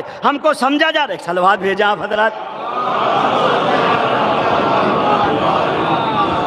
آیت اللہ قاسمیان پہچانے جا رہے ہیں، دنیا جانتی بہت بڑا قاری ہے، بہت بڑا آیت اللہ ہے، بہت بڑا مجتہد ہے، پہنچا ہوا آدمی ہے، ورنہ نہ جانے کیا کیا لوگ بول رہے ہیں۔ ان سے پہلے بھی تو ایک فلسطینی لڑکے نے بول دیا تھا، پکڑ نہیں پائے اس کو، 13-14 سال کا لڑکا، 15 سال کا لڑکا، اس نے میسج کر دیا، لیکن اس کے میسج کرنے بھی ان میں ایک فرق رہا، ان کا میسج فوراً وائرل ہو گیا۔ اس کا فلسطین پہنچنے کے بعد اس نے ٹرمپ کے آنے کے بعد جا کر کے وہاں پر عمرہ کیا، اور عمرہ کرنے میں وہاں تک پہنچا جہاں پر یہ پیسہ لے کر کے جمع کرتے تھے۔ حج عمرہ کا جو پیسہ لیا جاتا ہے تو وہاں دن بھر ہٹایا نہیں جاتا ہے، شام تک ڈھیر لگ جاتا، انبار ڈالر کا اور ریال کا انبار لگ جاتا ہے۔ اس نے فوٹو لے لیا، اور فوٹو لینے کے بعد ایک جو ہے میسج وائرل کر دیا کہ یہ پورے سال بھر تک حج عمرے کا پیسہ جمع کرتے ہیں اور پھر ٹرمپ کو بھر کر کے دیتے ہیں، وہ جا کے اسلحہ خریدتا ہے، کبھی ایران پر حملہ، کبھی عراق پر حملہ، کبھی افغانستان پر حملہ، کبھی فلسطین۔ ایک سلوات بھیجیں آپ حضرات۔ باقاعدہ دکھائے کہ ٹرمپ کیسے 600 ارب ڈالر لے کر کے جانا، یہ بہت بڑی بات ہے۔ اس میں 50 ارب بھی ڈالر اگر دے دیا جائے تو فلسطین سنبھل جائے، چونکہ ایران یہی تو کر رہا تھا، ایران وہاں پر صرف مدد کر رہا تھا پیسے کے ذریعے، جو شام کا راستہ بند کر دیا گیا اسی وجہ سے، چونکہ ایران کی مدد پوری ادھر ہی سے آ رہی تھی، چاہے حزب اللہ کو مدد ہو یا نصر اللہ کو مدد ہو یا امنیوں کی مدد ہو یا عباسیون، حسینیون، زینبیون، سب کی مدد ایران کر رہا تھا، تو راستہ بند کرنے کے لیے۔ اور آپ دیکھیے یہ کس طرح سے ان کی دو صورتیں ہیں، یہ جو ہے اسی آدمی کو جس کو آ کے سینے سے لگایا ہے، 85 کروڑ ارب ڈالر کا انعام رکھا تھا اس کو مارنے کے لیے، جولانی کو، اور آج گلے سے لگانے تم نے بڑا اچھا کام کیا، ایران کا راستہ روک دیا، ایران کا ایک سلوات بھیجے آپ حضرات۔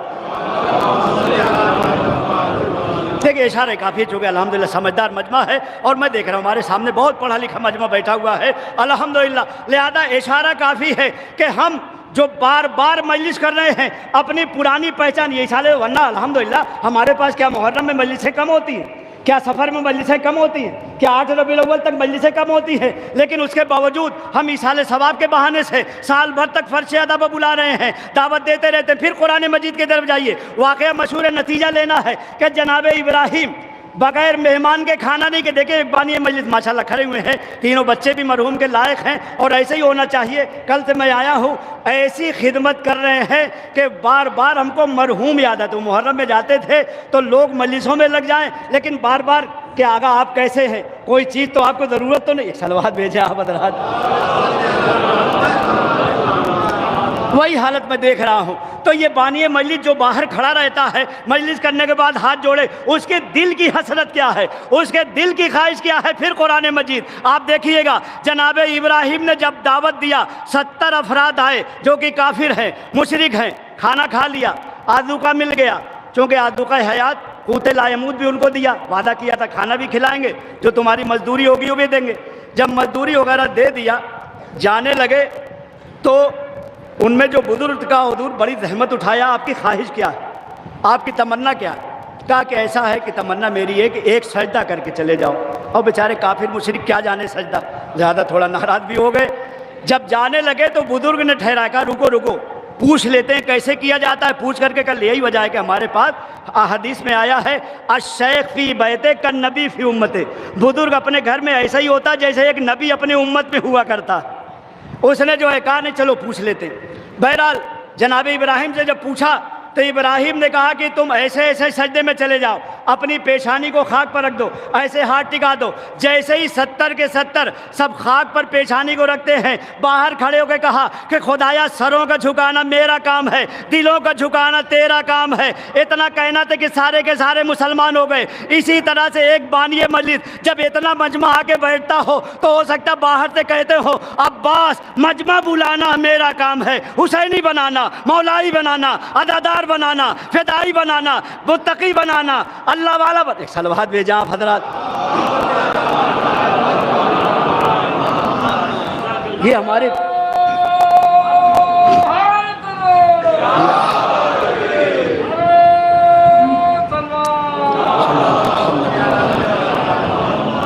قرآن مجید سے، قرآن میں بھی واقعہ ہے۔ اور اس کے بعد ہماری پہچان کیا ہے؟ دیکھیں دشمن نے بتایا والفضل ما شہدت به اعداؤ، اور فضیلت یہی ہے جس کی گواہی دشمن دے دے کہ ہماری پرانی پہچان کیا۔ 1400 سال پہلے آپ جائیے تو ہماری پہچان میں جو ابن زیاد نے پہچان بتائی، خدا اس پر لعنت کرے، جب پکڑے جا رہے تھے سب کہ کربلا نہ جانے پائیں، اس نے اپنے داروغہ سے پوچھا یہ بتاؤ سب کو پکڑ کے لائے، مسلم نے سجا کیوں نہیں پکڑ میں آ رہے ہیں؟ کہا کہ حضور بار بار ان کے گھر پر جا رہے ہیں، وہ تو مل ہی نہیں رہے ہیں۔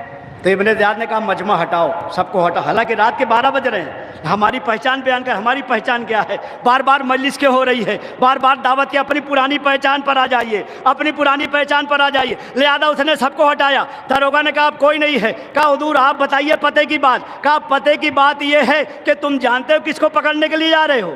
وہ علی والا ہے، وہ حسین۔ کا تو معلوم ہے کہ علی والا ہے، حسین والا ہے۔ کہا 12 بجے رات میں کبھی بھی ان کے گھر پر نہ جانا، چونکہ علی والا ہے، یا نماز شب میں ملے گا یا مسجد میں ملے گا۔ علی والوں کی پہچان یہی ہے کہ ہم پلٹنا چاہتے ہیں، ہماری وہی پہچان ہو جائے۔ دشمن بتا رہا ہے علی والا ہے تو اپنے گھر میں بیٹھا نہیں ملے گا، یا مسجد میں ملے گا یا نماز شب میں ملے گا۔ صلوات بھیجیں آپ حضرات۔ اللہ اکبر۔ لہذا ایک پہچان اس نے بیان کی اور دوسری پہچان حجاج نے بتائی، یعنی ہماری پہچان، اور آج بھی الحمدللہ اس پہچان پر ہم برقرار ہیں۔ یہ ہماری پہچان بنی ہوئی ہے پوری دنیا میں، جگہ جگہ جانا جا رہا پہچان، ہاں کہ یہ حسین والے، یہ علی والے۔ حجاج نے کیا پہچان بتائی؟ حجاج نے تقریباً 82,000 شیعوں کو مارا، سادات کو مارا۔ اس کی پہچان یہ تھی کہ صبح میں جب تک ناشتے میں 2-4 سادات کی لاش کو نہ دیکھ لے لقمہ نہیں اترتا تھا۔ ہمیشہ اس کی عادت تھی، قید خانے سے بلا کے ذبح کرواتا تھا، اس کے بعد ناشتہ کرتا تھا۔ ایک دفعہ کوفے میں اس کے داروغہ نے اطلاع دیا کہ ایسا ہے کہ آج کوئی نہیں مل رہا ہے۔ اب علی والے ختم ہو گئے، چونکہ ایک مدت سے مروان کی طرف سے حاکم تھا، جہاں جاتا تھا وہاں صفایا، کوفے میں صفایا کر دیا۔ 82,000 کو اس زمانے میں چھانٹنا اور مارنا، قید خانے خالی ہو گئے، اب کوئی نہیں مل رہا ہے۔ اس نے کہا آؤ پتے کی بات بتاتا ہوں، میرے دماغ میں ہے کہ علی والے کیا ہیں۔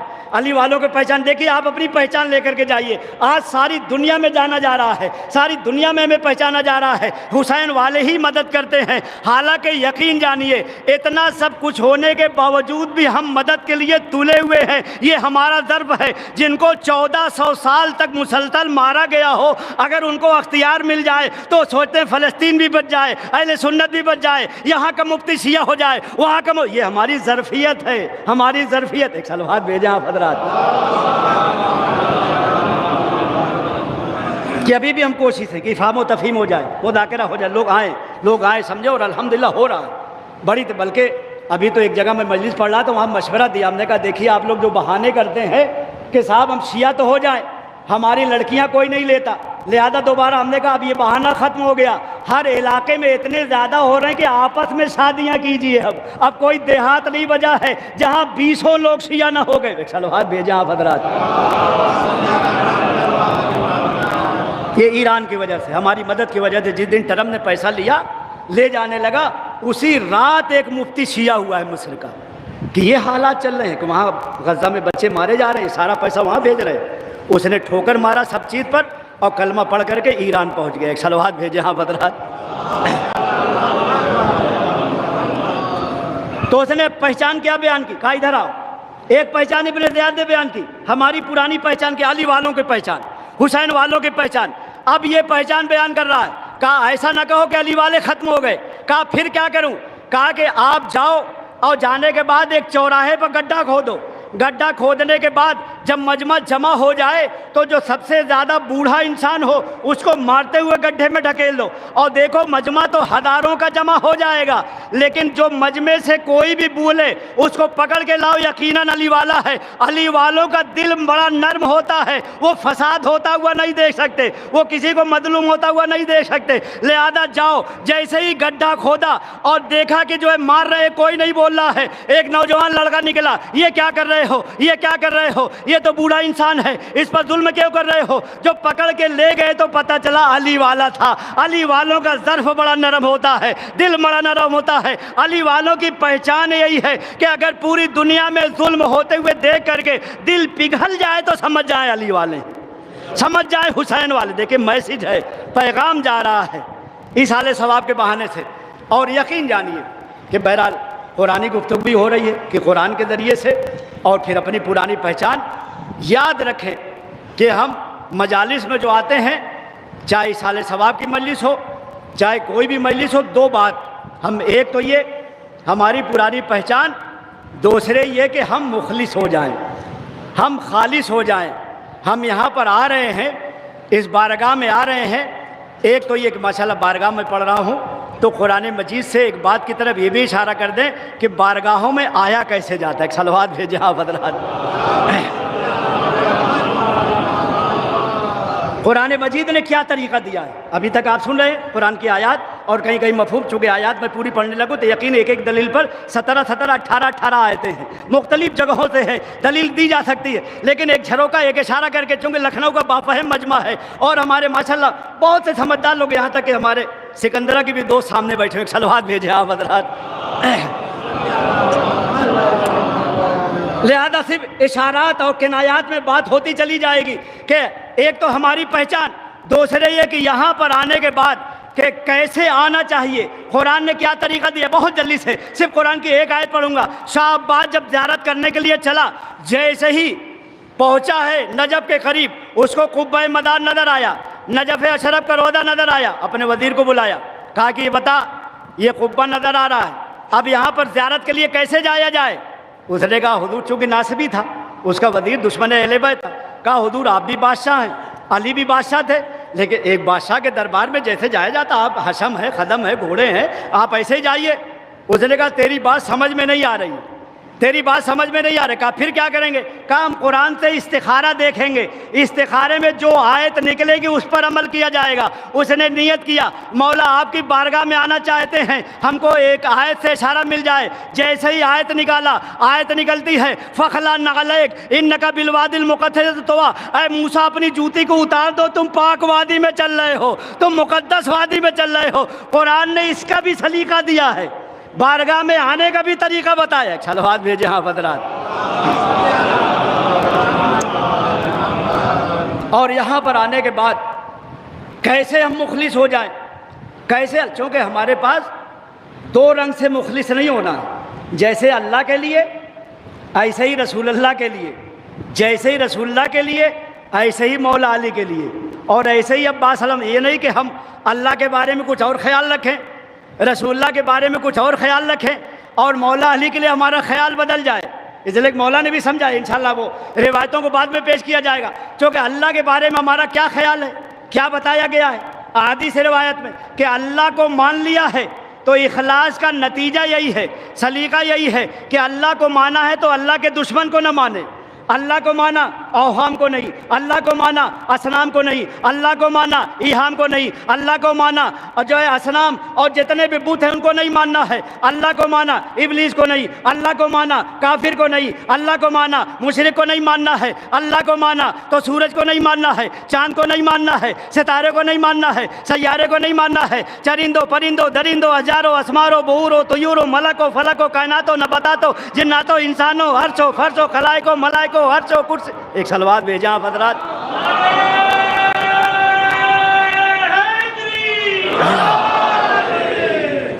اللہ کو مان لیا ہے تو اب سورج کو نہیں، اللہ کو مان لیا ہے چاند کو نہیں، اللہ کو مان لیا ہے اب سانپ کو نہیں ماننا ہے، اللہ کو مان لیا ہے اب حشرات الارض کو نہیں ماننا ہے، ہاتھ جوڑ کر کے کہ اللہ کو بھی مان رہے، حشرات کو بھی مان رہے، اللہ کو بھی مان رہے، دریا کے سامنے بیٹھے ہوئے ہیں، اللہ کو بھی مان رہے، جانور کو بھی مان رہے ہیں۔ حالانکہ یہاں جو مانتے ہیں، ہم لوگ جب باہر جاتے ہیں ایران وغیرہ، آپ سمجھئے ایرانی اتنا ہنستے ہیں ہمارے اوپر۔ ایک صلوات بھیجیں آپ حضرات۔ جب دیکھتے ہیں فارسی آتے تو پوچھتے ہیں اچھا بتائیے آپ کے ہاں ابھی بھی چوراہے پر اگر گائے بیٹھی تو آپ لوگ گاڑی لے کے کھڑے ہو جاتے ہیں اس کے سامنے؟ ایک صلوات بھیجیں آپ حضرات۔ یہ سب سوالات ہوتے ہیں، بڑی بڑی ٹرافک لگی رہی تو جانور بیٹھا ہوا ہے، تو اللہ کو مان لیا ہے تو جانور کو نہیں، اللہ کو مان لیا ہے تو حیوان کو نہیں، اللہ کو مان لیا ہے تو سورج کو نہیں۔ یعنی جیسے اللہ کو مانا ہے تو اب اخلاص یہی ہونا چاہیے، محبت یہی ہونا چاہیے کہ اللہ کو مانا ہے تو اللہ کے کسی دشمن کو نہ مانے۔ جب اللہ کے لیے ثابت ہو گیا تو اب رسول اللہ کے لیے بھی یہی ہے کہ رسول کو مان لیا ہے تو جیسے رسول کی محبت آئی، ابو جہل کو نہیں ماننا ہے، ابو لہب کو نہیں ماننا ہے، ابو سفیان کو نہیں ماننا ہے، اور میں کتنا ابو کو دو چار ہاتھ بھی لگا لیجیے۔ ایک صلوات بھیجیں آپ حضرات۔ اللہ یا رسول اللہ۔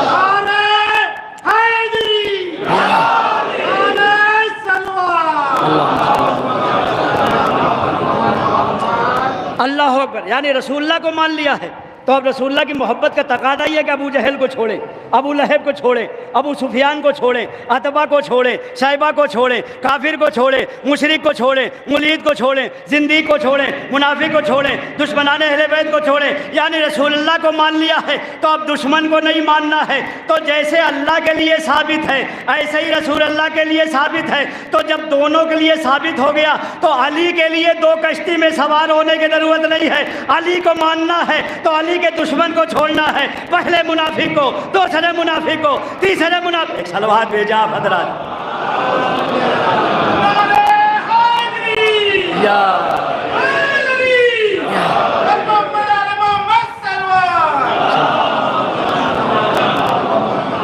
और यकीन जानिए अल्हम्दुलिल्लाह अब ऐसा दौर आ गया है, अब सारे मज़ाहिब किताबखानों में नहीं रह गए, खानखाओं में नहीं रहेगा, तो जेब में आ गया, मोबाइल निकाला और देख लिया हकीकत में कौन सा मज़हब है।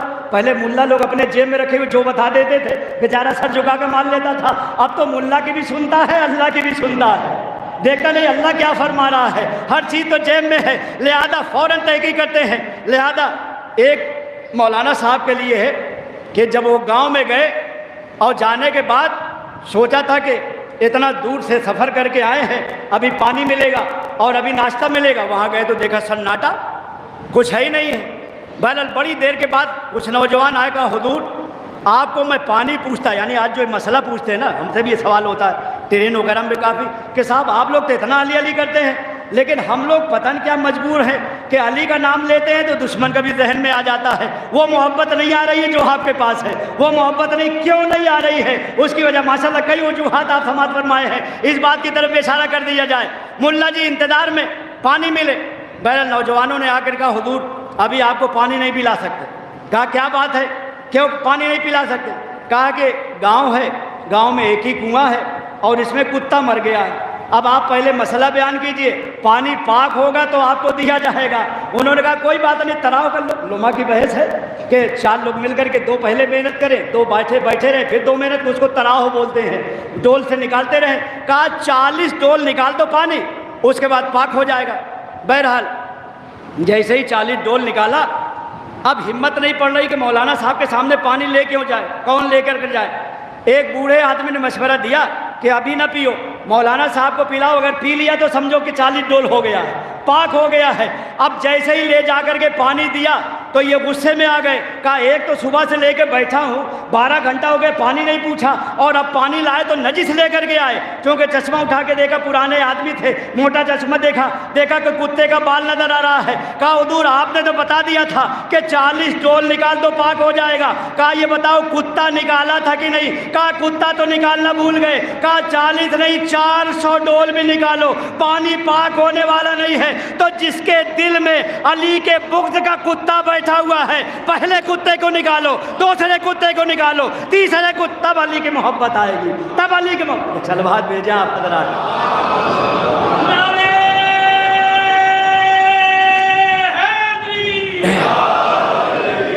अल्लाह अकबर।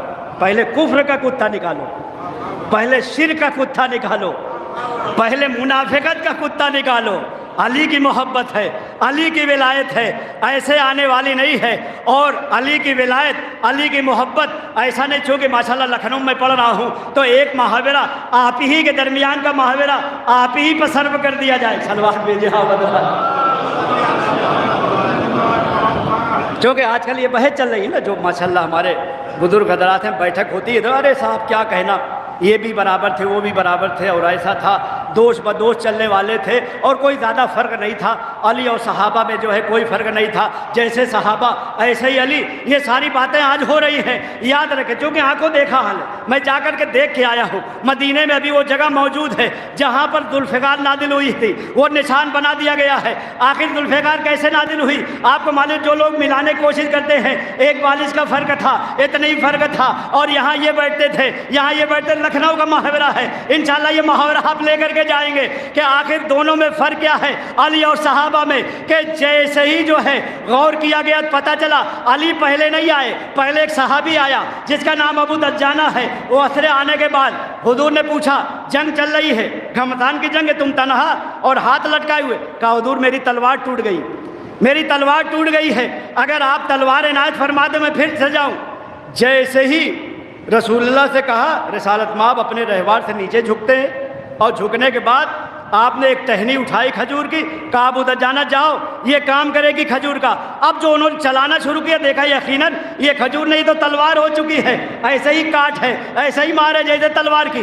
ابھی آگے بڑھے تھے، اتنے میں مولا کائنات آ گئے۔ اب جو مولا کائنات نے آگے بیان کیا، حضور میری بھی تلوار ٹوٹ گئی ہے، اب ہماری طرف دیکھیے۔ صحابی آیا تھا تو نیچے کی طرف دیکھ رہے تھے، اب علی آئے تو امامہ سنبھالا، اوپر دیکھنا شروع کیا، یا رسول اللہ اوپر کیا دیکھ رہے ہیں؟ صحابی آیا تو نیچے دیکھ رہے تھے۔ ہو سکتا جواب دے نادان تجھے نہیں معلوم، جہاں کا فوجی ہوتا ہے اسلحہ وہیں سے دیا جاتا ہے، صحابی یہاں کا رہنے والا ہے، علی وہاں سے میرے ساتھ آیا ہے۔ اتنے میں دیکھا لا فتح الا علی، لا سیف الا ذوالفقار، علی علی علی علی ہو رہا ہے۔ ایک صلوات بھیجا حضرات۔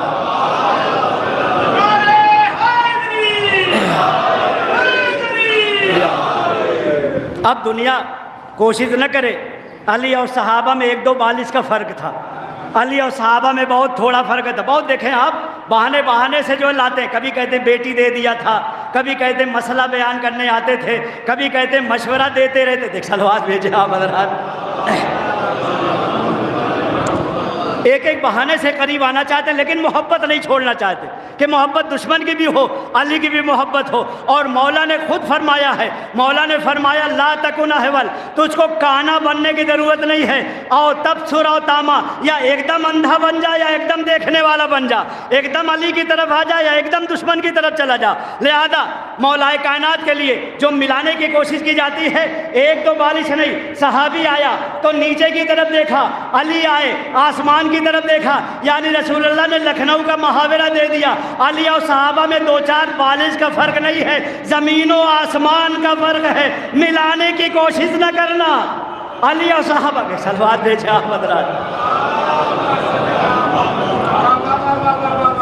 لہذا دنیا نے یقیناً بڑے بڑے ولی بنائے، اور آج کل یہ حالانکہ قرآن کے ذریعے سے آپ پڑھیں، پھر قرآن پہ بات آ گئی کہ قرآن میں 3 ہی ولی ہیں، بقیہ آپ پیر کہہ لیجئے، آپ فقیر کہہ لیجئے، آپ ابدال کہہ لیجئے، آپ محب کہہ لیجئے، آپ خانخواہی کہہ لیجئے، لیکن ولی کا درجہ کس کا ہے؟ 3 درجہ ہے۔ انما ولیکم اللہ ورسولہ والذین آمنوا الذین یقیمون الصلاۃ ویؤتون الزکاۃ وہم راکعون۔ تمہارا ولی اللہ ہے، تمہارا ولی اس کا رسول ہے، تمہارا ولی وہ ہے جس نے حالت رکوع میں زکوٰۃ دیا ہے، مولا متقیان۔ لیکن اب گلی گلی ولی بنا رہے ہیں۔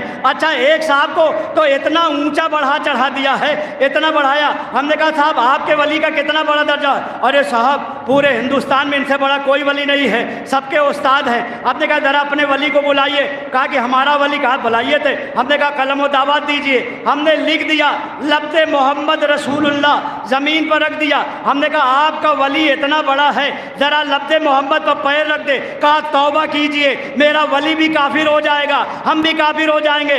اب یاد رکھیں دنیاوی ولی اور علی ولی میں اتنا فرق ہے، تمہارا ولی لفظ رسول پر پیر رکھ دے تو کافر، علی ولی کاندھے پر آ جائے تو دنیا کہے یہ بھی قرآن ہے، یہ بھی قرآن ہے، یہ بھی قرآن ہے، یہ بھی۔ صلوات بھیجا آپ حضرات۔ دیکھیں زندہ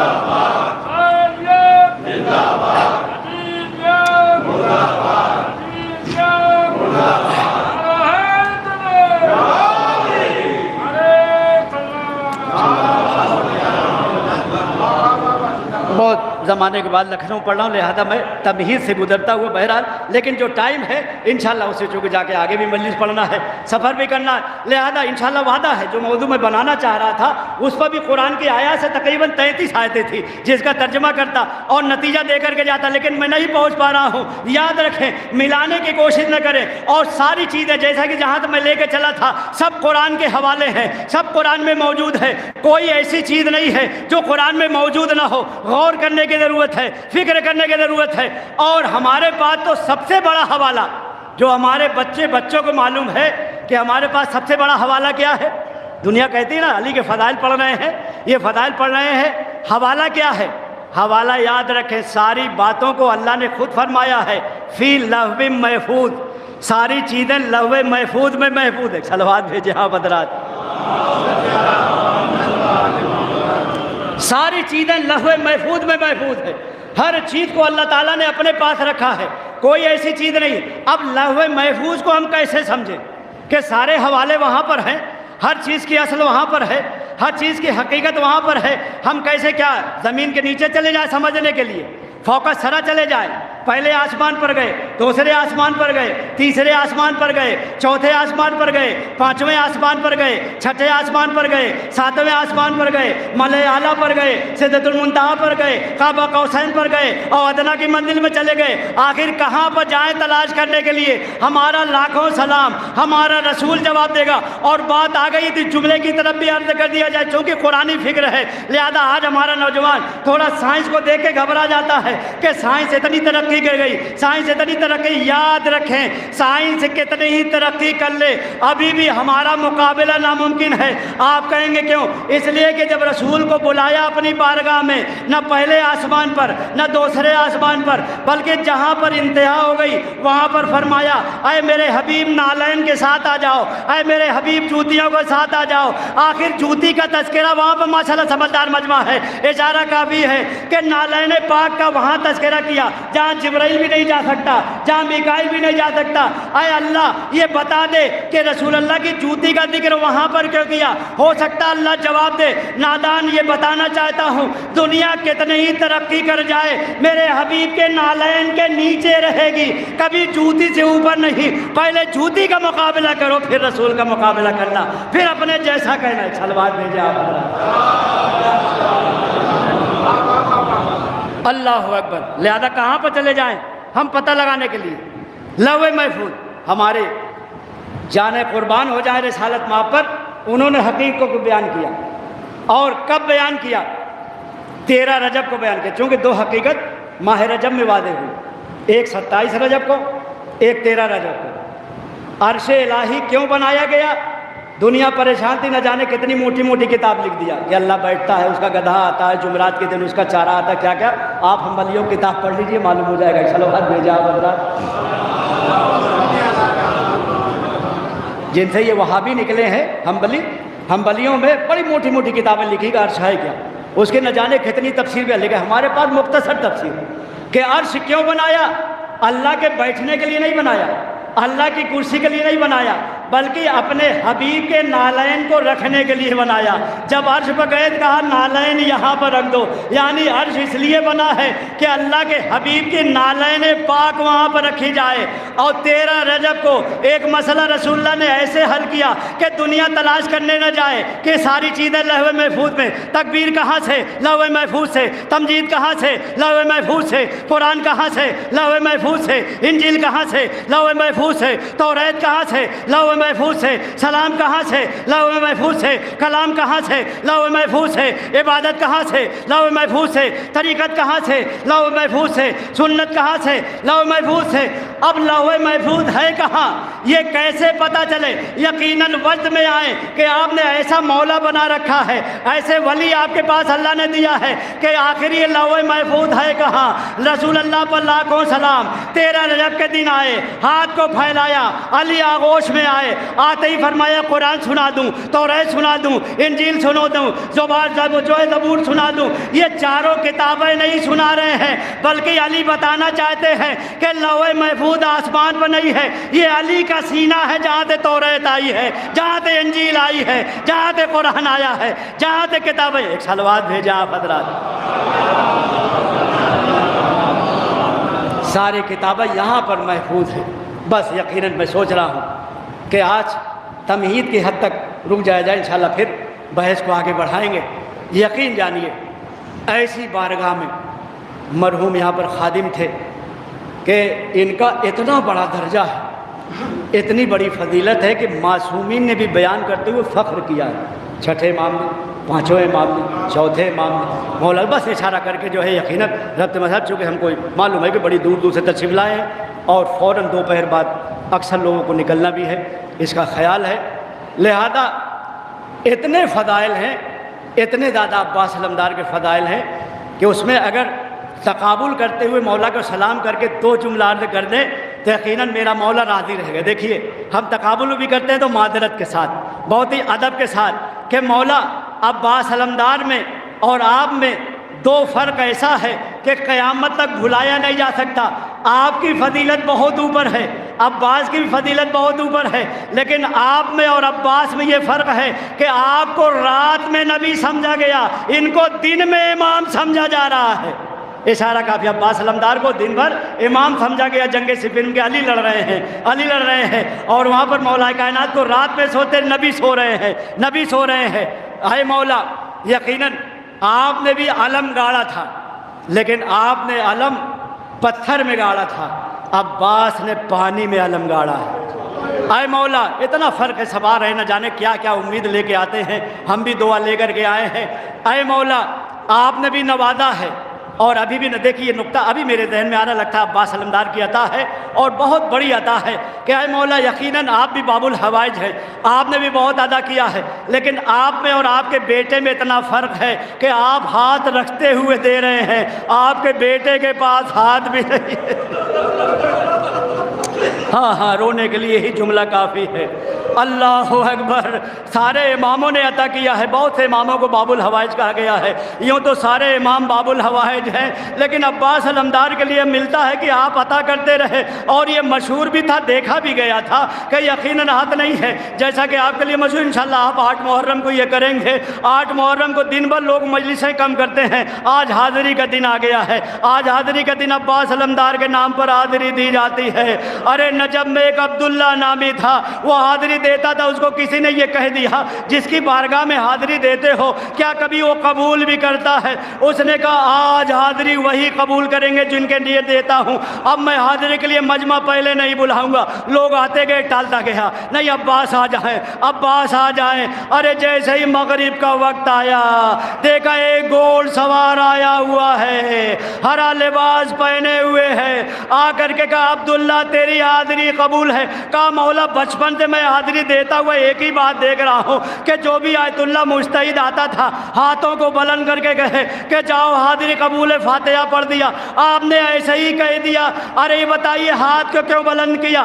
اشارہ کیا کہ میرے ہاتھ نہیں ہے، ارے میں وہی عباس۔ ہاں آپ رونے کے لیے آمادہ ہے نا؟ 2-3 جملہ بہت زیادہ آپ کو جو ہے مصائب میں آگے تک نہیں لے جانا ہے۔ اللہ اکبر، عباس علمدار کی اتنی بڑی مصیبت کہ خود آپ نے بیان کیا ہے۔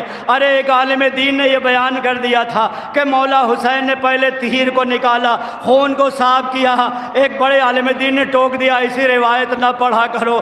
ارے جیسے یہ کہنا تھا، رات میں خواب میں دیکھا، ارے مجھ پر جو مصیبتیں پڑی ہے، اے عالم دین کیا تجھے سب معلوم ہے؟ ہاں، رونے کے لیے یقیناً یہ جملہ کافی ہے۔ پھر عباس نے اپنی مصیبت کو بیان کیا، کہا تجھے معلوم ہے جب میری آنکھ میں خون بھر گیا، ایک آنکھ میں تیر لگا، ارے تیر سے اتنی زیادہ تکلیف تھی، میرا بازو قلم ہو چکا تھا، بایاں بازو بھی قلم ہو چکا تھا، میں نے موقع دیکھا کہ سامنے کوئی نظر نہیں آ رہا ہے، فوراً اپنی پیشانے کو جھکایا، دونوں زانوں میں تیر کو پھنسایا، ارے جیسے ہی سر کو جھٹکنے کی کوشش کیا، ایک ملعون نے ایسا گرد مارا، عباس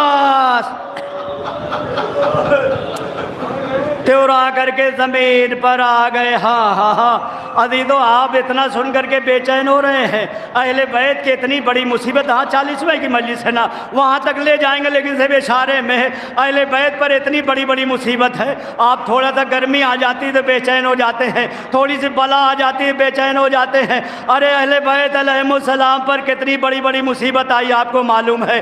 اتنی بڑی مصیبت آئی کہ زندگی میں اپنی بینائی کھو بیٹھے، ظاہری طور پر لگ رہا ہے چل رہے ہیں لیکن بینائی نہیں ہے، نظر نہیں آ رہا۔ پہلا جملہ رونے کے لیے کافی ہے، مولا متقیان کی بینائی گئی۔ ارے کیسے آپ کو معلوم ہے؟ اپنے بیٹے حسن کو بلایا، کہا بیٹا حسن تمہیں معلوم ہے نا کہ تمہاری ماں نے منع کیا ہے کہ جنازے میں سارے لوگ نہ آنے پائے، تو میں نام بتائے دیتا ہوں ان کے علاوہ کوئی نہ آنے پائے۔ ارے جیسے ہی بی بی کا جنازہ اٹھا، چند قدم پر آگے بڑھا، ہاں باتیں بلند ہو گئی. عباس علمدار قبول فرمائیے, مرحوم کے قبر میں اصال فرمائیے. یقیناً آپ کے جوار معصومین میں جو ہے مرحوم ہے, اس لیے کہ حاجی بھی ہیں, زائر بھی ہیں, اور اتنی زیادہ خدمات ہے, پورا یقین ہے کہ یقیناً ان کی روح بھی آئی ہوگی. ارے میرا مولا کتنی بڑی تکلیف میں ہے, جنازہ چلتے چلتے روک دیا, بیٹا حسن ذرا قریب آؤ. میں نے منع کیا تھا نہ کوئی آنے نہ پائے. جنازے کے پیچھے سایہ نظر آ رہا ہے, ہاتھ جوڑ لیا حسن نے کہ سایہ نہیں ہے مولا, میری بہن زینب, میری بہن.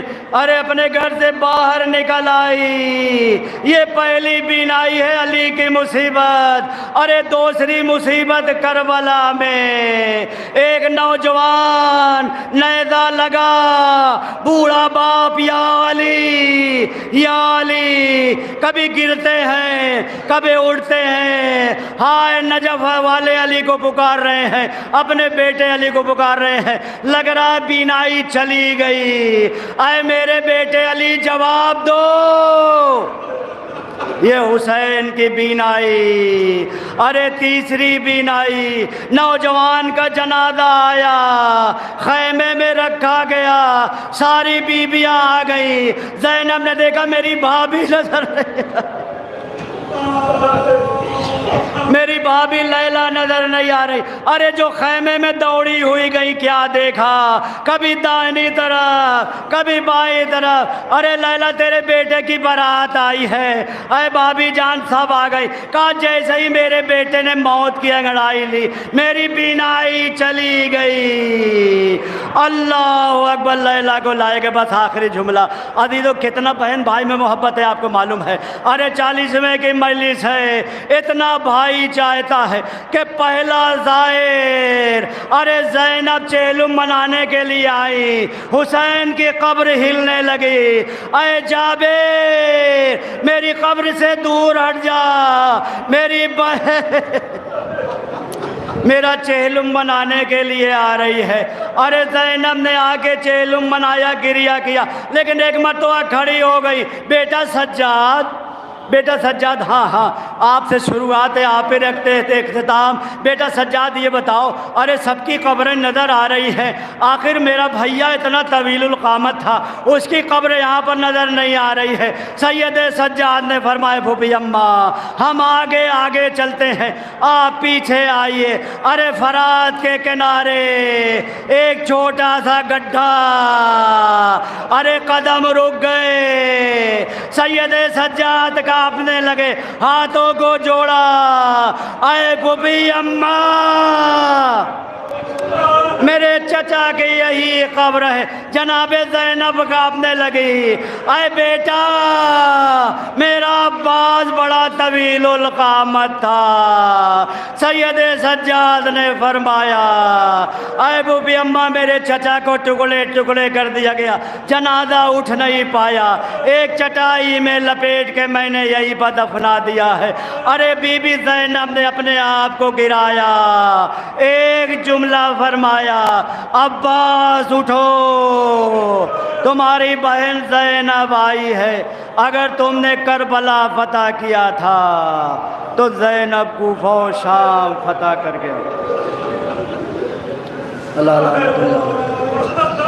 سے عالم الذین ظلموا انا للہ و انا ردم میں قدم.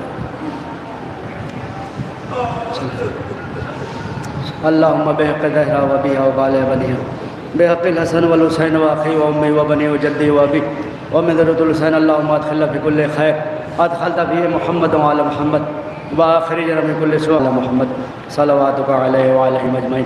اللہم نسألک خیر ما سألک به عبادک الصالحون وأعوذ بک مما ابتعد منہ عبادک المعصومین. پروردگارا اذان کا وقت ہے, دعائیں قبول ہوتی ہیں اذان میں, اقامت میں, بارش میں اور مجالس کے درمیان. پروردگارا ہم سب کی دعاؤں کو قبول فرما لے. اس مجلس کو پورا اس مجلس کا ثواب مرحوم کی قبر میں اصال فرما لے. بانی محترم سے بنا کو قبول فرما لے, سامعین سے سماعت کو قبول فرما لے. اس مجلس کو ہمارے لیے, سامعین کے لیے, سارے سننے والوں کے لیے ذخیرہ قبر و آخرت قرار دے. پسماندگان کو صبر جمیل و اجر جزیل عنایت فرما. پروردگارہ یقیناً جتنے اس درگاہ میں بیٹھے ہوئے ہیں, میرا دل کہتا ہے کہ ان کی نظریں اس وقت حج پر ہیں، باقاعدہ للچا رہے ہیں کہ پروردگارہ اتنی طاقت و قوت و صلاحیت پیسہ دے دے کہ ہم بھی حج کریں۔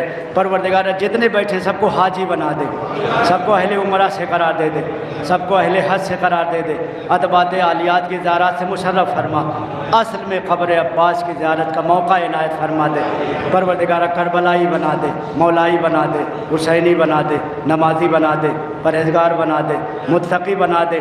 ساری کائنات میں جہاں بھی مومنین مومنات ان کی جانوں مالت و عزت و آبرو کو حفاظت فرما، جتنے مقروض ان کے قرضوں کو ادا فرما دے، جتنے پریشانوں کو دور فرما دے۔